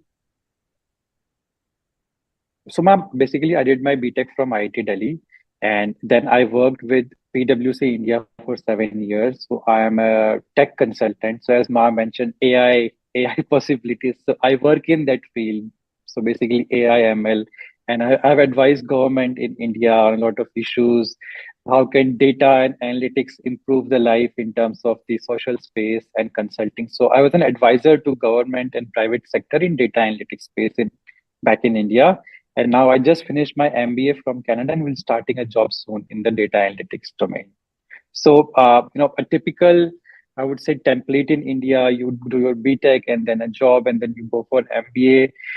But now with Swamiji, I don't think of this template anymore, and the possibilities are unlimited. So, I had also mentioned that you never met Swamiji in person. You just watched some videos and attended a program and experienced the enlightenment ecosystem. I just wanted to ask you, I think IIT is a profession many of the youth in India or like around the world want to be a part of. Like they choose that and they start going in IT and software and this kind of a field. Do you think they also need to experience this enlightenment ecosystem? Because when I was outside, I think it's been 10 years since I met Swamiji now. 10 years before, for me, spirituality was, God, it's not for us. It's for old people who are like, they're done with life. They want to just go sit and meditate. It's for them. And the day I met Swamiji, it was like I did this here. And the day I met Swamiji, I joined Gurukul and then I became part of this ecosystem, and after that, never looking back ever. Just want you to share a perspective. How do you think that the current youth, the modern generation, do they need this enlightenment ecosystem? Do they need Kailasa? If so, why? What do you want to say for those viewers? Definitely, Maso. As you mentioned, I also had the same expectation that spirituality is something after 60. At max, you just meditate for a couple of minutes in a day, and then you feel accomplished in spirituality, basically. Or you read maybe Bhagavad Gita for some time, and you feel that you have done a lot in spirituality in your age. So exactly that was my perception before I came to Adi Kailasa. And I think after that, so thing is, I mean, you go to IIT, you are quite settled in your career. But in terms of the quality of life, I mean, if you achieve a lot, then there's always the stress of maintaining it. And there's always this hard work to justify your job. You spend up working 10 to 12 hours a day. So you forget the blissful living and you acquire the stressful living life. So that takes toll on your life. So as I mentioned, when I was in the COVID situation, when you sit at home, then you realize the impact it has on your mental health. So I would say, I mean, it's a different orientation. You go to IITs and you become logical. Somehow you stop your possibilities, basically. You try to control everything on your own. But the thing is, we don't know what's best for us, but Swamiji does.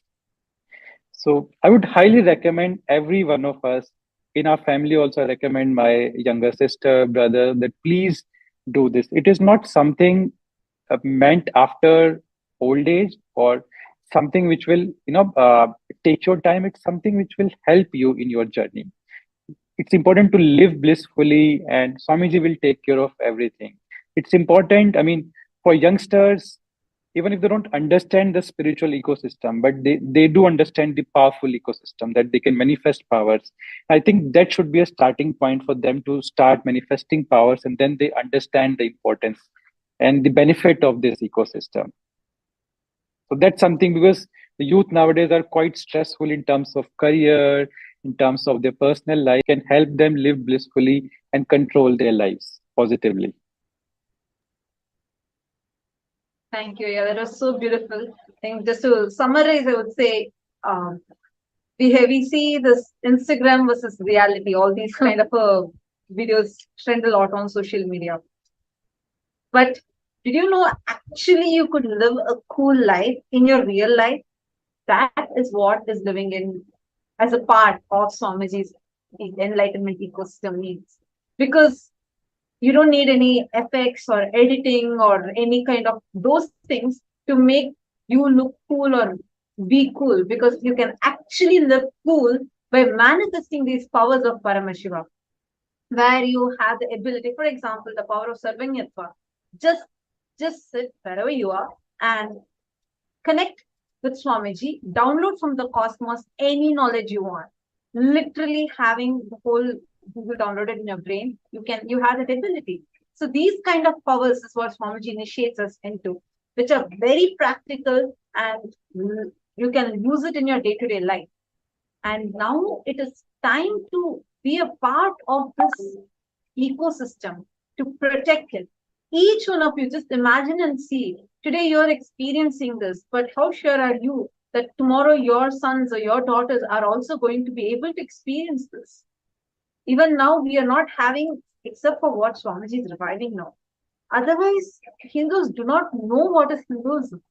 That's the state that we are in. So it's very important that we all collectively take the responsibility for this, collectively be a part of this. And for that, the whole work to make this entire nation of Kailasa happen, there's this one person's work, Swamiji.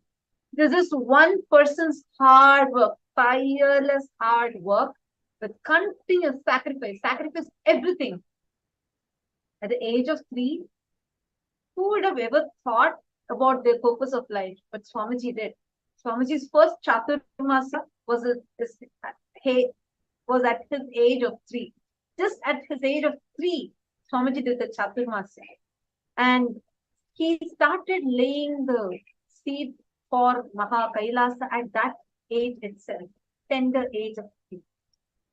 And today, Swamiji, as a boy, actually, we have to describe Swamiji in a layman term. It is like a boy from a remote village in southern India who did actually, like, if we just visit back Swamiji's life, and Swamiji got the vision that the Western headquarters will be in Los Angeles. Swamiji's first response was, "What is Los Angeles?"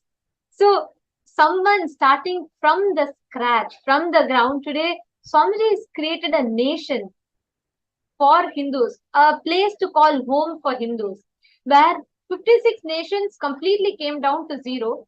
Here there's a place Swamiji has created a nation itself, built a nation, established nation, and today has established diplomatic relations successfully with so many countries around the globe. And people, for the first time, in the United Nations, the persecution on Hinduism was voiced. It was from Swamiji, from Lhasa. And so many things like this, Swamiji has sacrificed his whole life to give a place for Hindus, to bring legitimacy to Hindus.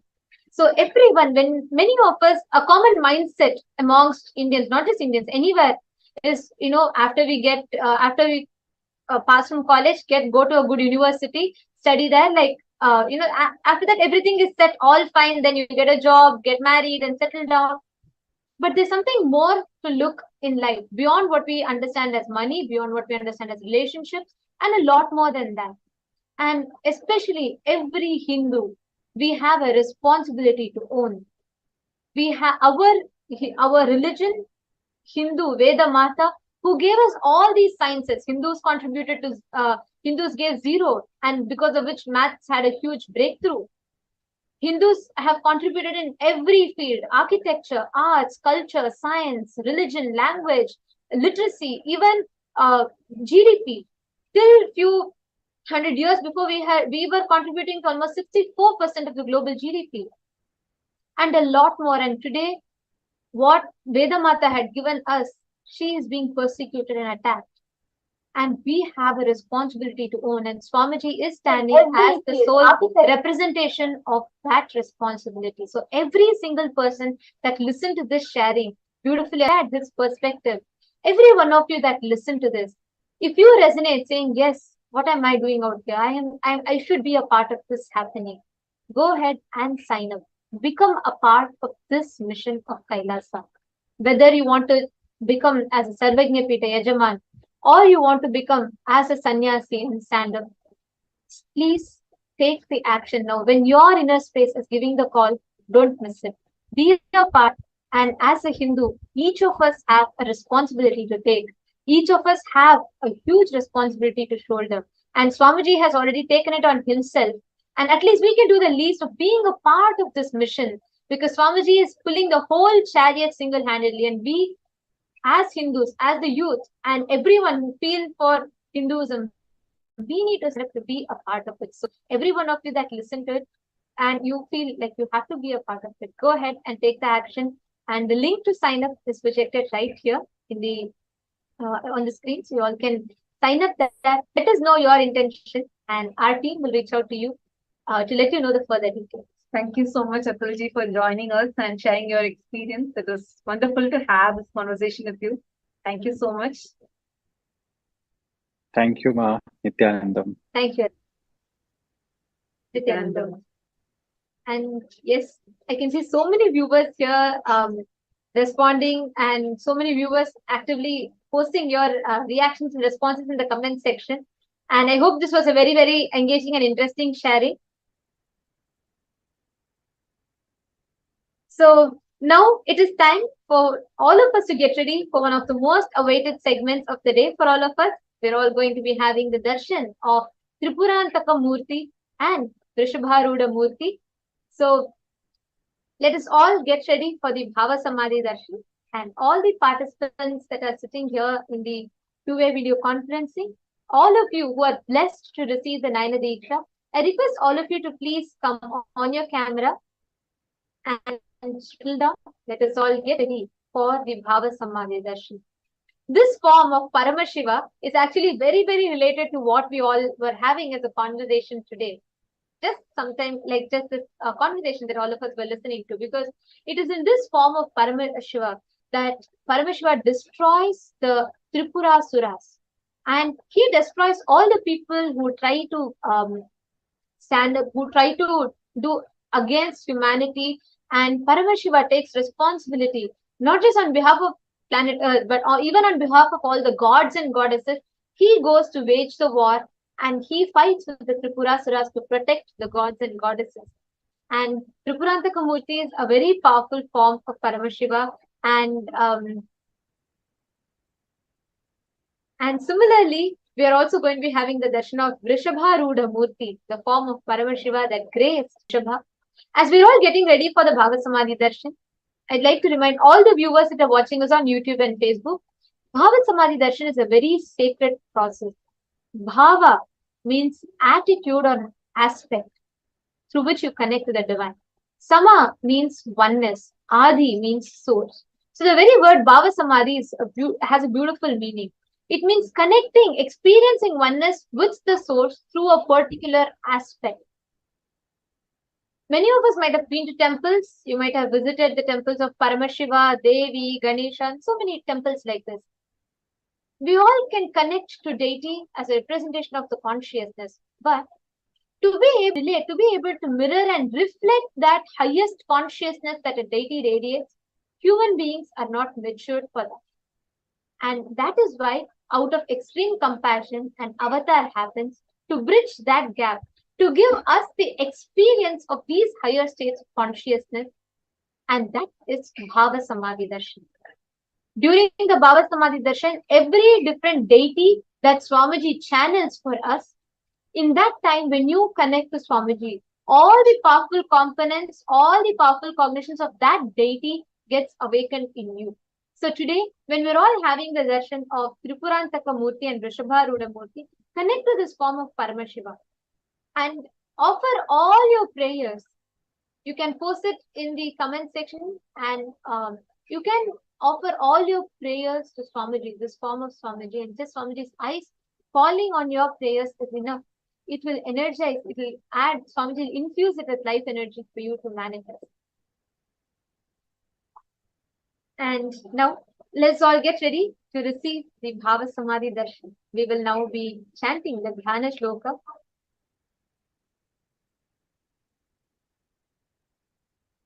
The Dhyana Shloka of Bhagavan Trupurantaka Murthy. Chaturbhujam Trinetram cha Mrigam Parashudharinam Dhanurpana Samayuktam Umaya Sahitam Tatha Sarvabharana Samyuktam Divyabharana Samanvitam Patram Dadham Vamakarne Dakshine Kundalanchitam Upavita Samayuktam Samabhangayutam Shivam Jatamakuta Samyuktam Vilasad Vidrumangakam Evam Rupam Rokam Mahatmabihi. The next is the Dhyana Shloka of Bhagavan Vrishabharuda Murthy.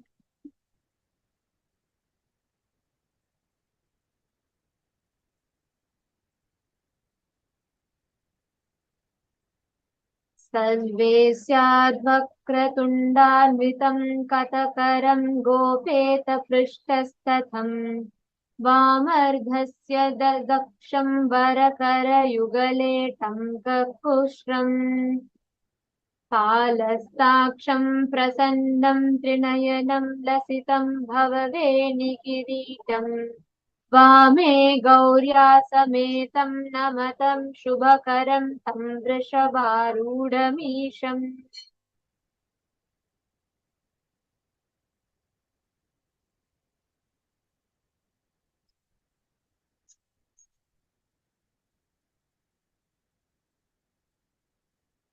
The next is the Dhyana Shloka of Rishabhantika Murthy, the form of Paramashiva that adorns the Vrishabha deity.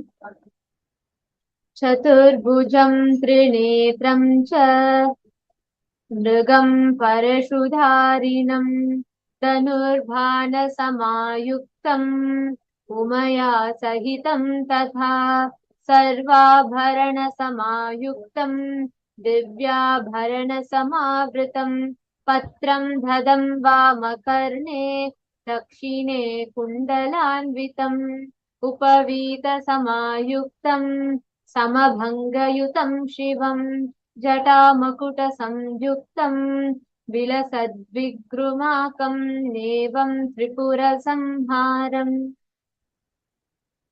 Now, in this same space, let us all get ready to receive the Bhava Samadhi Darshan.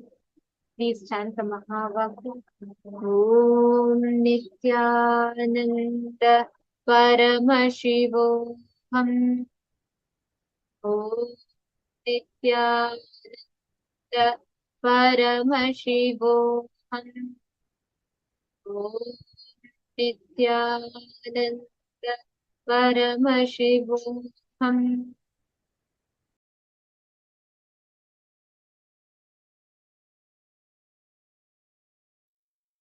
Connecting with the divine with your eyes closed is meditation.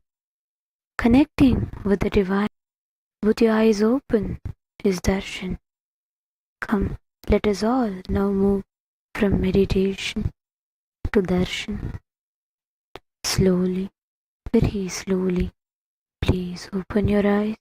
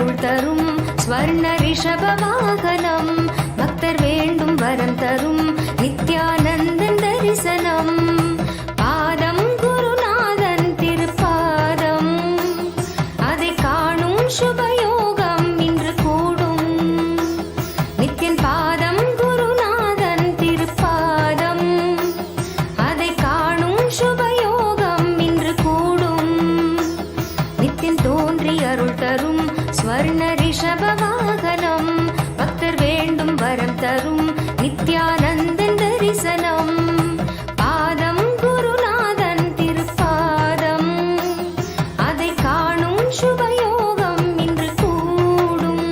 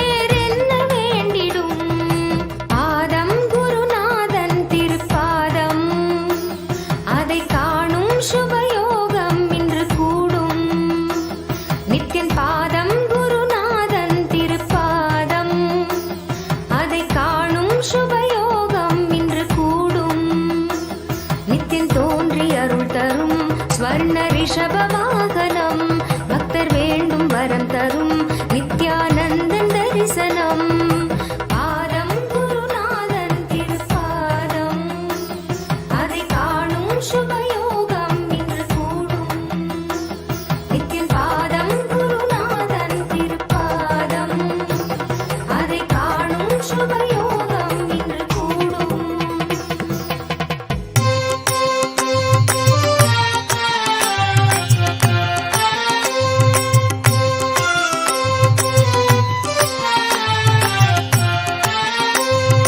மலமது கொண்ட மனத்தினால் சச்சக்கர கமலம் எல்லாம் கவிழ்ந்ததே ஆதாரம் ஏழும் மலர்ந்திட இங்கு அண்ணாமலை நீ வர வேண்டும். கற்பனை கொண்டு கவிழ்ந்தது இங்கு மூலாதார சக்கரம் இது உன் திருமுகம் கண்டு மலர்ந்திட இங்கு திருவருள் செய்ய அருளவே. நித்யாய ஹர நித்யாய ஹர நித்யாய நித்யாய ஹர நித்யாய ஹர நித்யாய நித்யாய ஹர நித்யாய ஹர நித்யாய நித்யாய ஹர நித்யாய ஹர நித்யாய.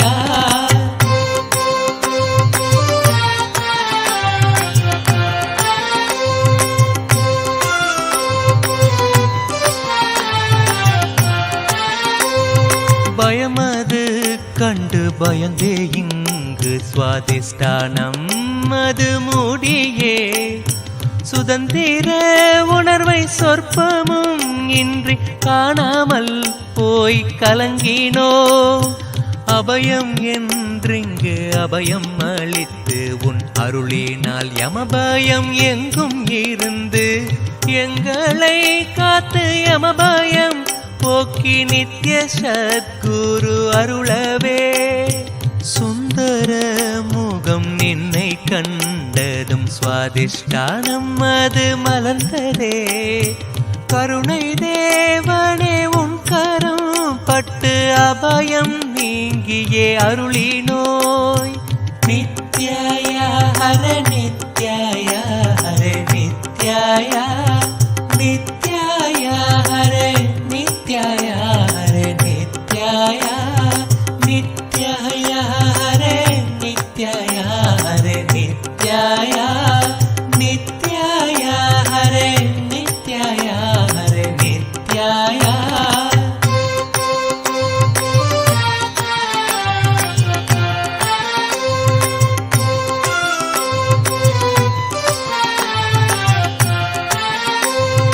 கவலைகள் இங்கு காரிருள் போல கமண்டலத்தை அடைத்த கங்கை போல் மணிப்பூரகத்தில் மையம் கொண்டதால் கமலம் எல்லாம் கவிழ்ந்ததே. கற்பனை தன்னை கடந்த தேவனை சொற்பதம் கொண்ட சுந்தரா நித்யனே நின் முகம் கண்டதும் கவலை எல்லாம் இங்கு காணாமலே. நித்ய சத்குரு நித்யனே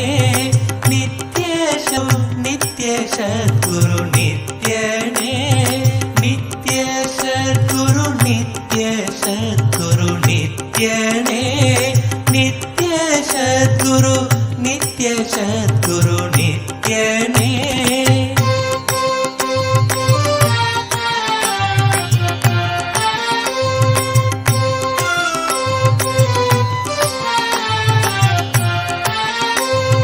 மணிப்புரகத்தில் மையம் கொண்டு நின் மாதவம் செய்த தேவனே, என்ன ஓட்டங்கள் நின்னை நாடிட நித்யனே நின் பதம் வேணுமே. ஆலகாலத்தை கண்டத்தில் கட்டி நீலகண்டன் என்பது நின் சூலம் கொண்டிட்ட சூட்சுமத்தாலே உலகெல்லாம் இங்கு உணர்ந்ததே. உண்பதும் விஷமாகினும் உன்பதம் கண்டதும் உணர்வாகுமே. உணவினால் வரும் தோஷம் எல்லாமே உனை நினைந்திட ஓடுமே. மணிப்பூரகத்தை மலர செய்திடும் 3 வகையும் உன்பதம். முறையிட்டேன் குருநாதனே, என் குறை தீர்த்திட நீ வந்திடு. நித்யாய ஹர நித்யாய ஹர நித்யாய நித்யாய ஹர நித்யாய ஹர நித்யாய நித்யாய ஹர நித்யாய ஹர நித்யாய நித்யாய ஹர நித்யாய ஹர நித்யாய.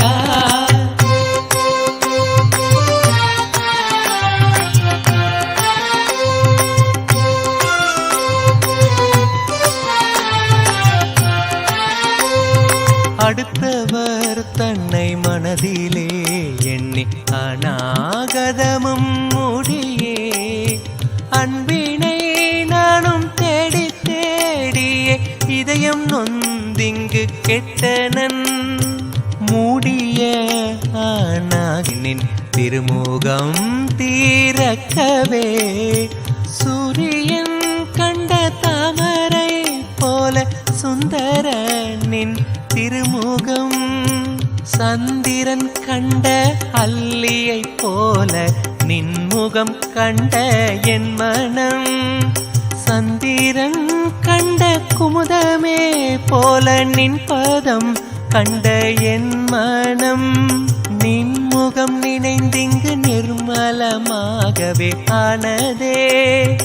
இதய சக்கரம் அனகதமும் இனிமையோடு திறந்ததே. நித்ய சத்குரு நித்ய சத்குரு நித்யனே. நித்ய சத்குரு நித்ய சத்குரு நித்யனே. நித்ய சத்குரு நித்ய சத்குரு நித்யனே. நித்ய சத்குரு நித்ய சத்குரு நித்யனே.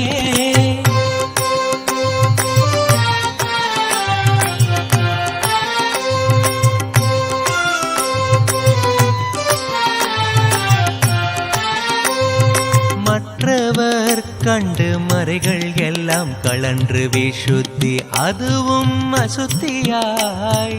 பொறாமையோடிங்கு ஏக்கத்தோடப்பா புண்ணியம் எல்லாம் போனதே. எரிந்த பயிரும் ஏக்கமும் சேர்த்து விசுத்தி அசுத்தியானதே. விசுத்தியை தீர்க்க விமலனின் பதம் விரைந்து இங்கு வரவேணும். ஆமை புகுந்த என் அகந்தினை போராமை புகாது காக்கவே. காவல்காரனாய் வந்திட்ட உன்னை காவலோடு அழைக்கின்றேன். நித்யாய ஹர நித்யாய ஹர நித்யாய நித்யாய ஹர நித்யாய ஹர நித்யாய நித்யாய ஹர நித்யாய ஹர நித்யாய நித்யாய ஹர நித்யாய ஹர நித்யாய.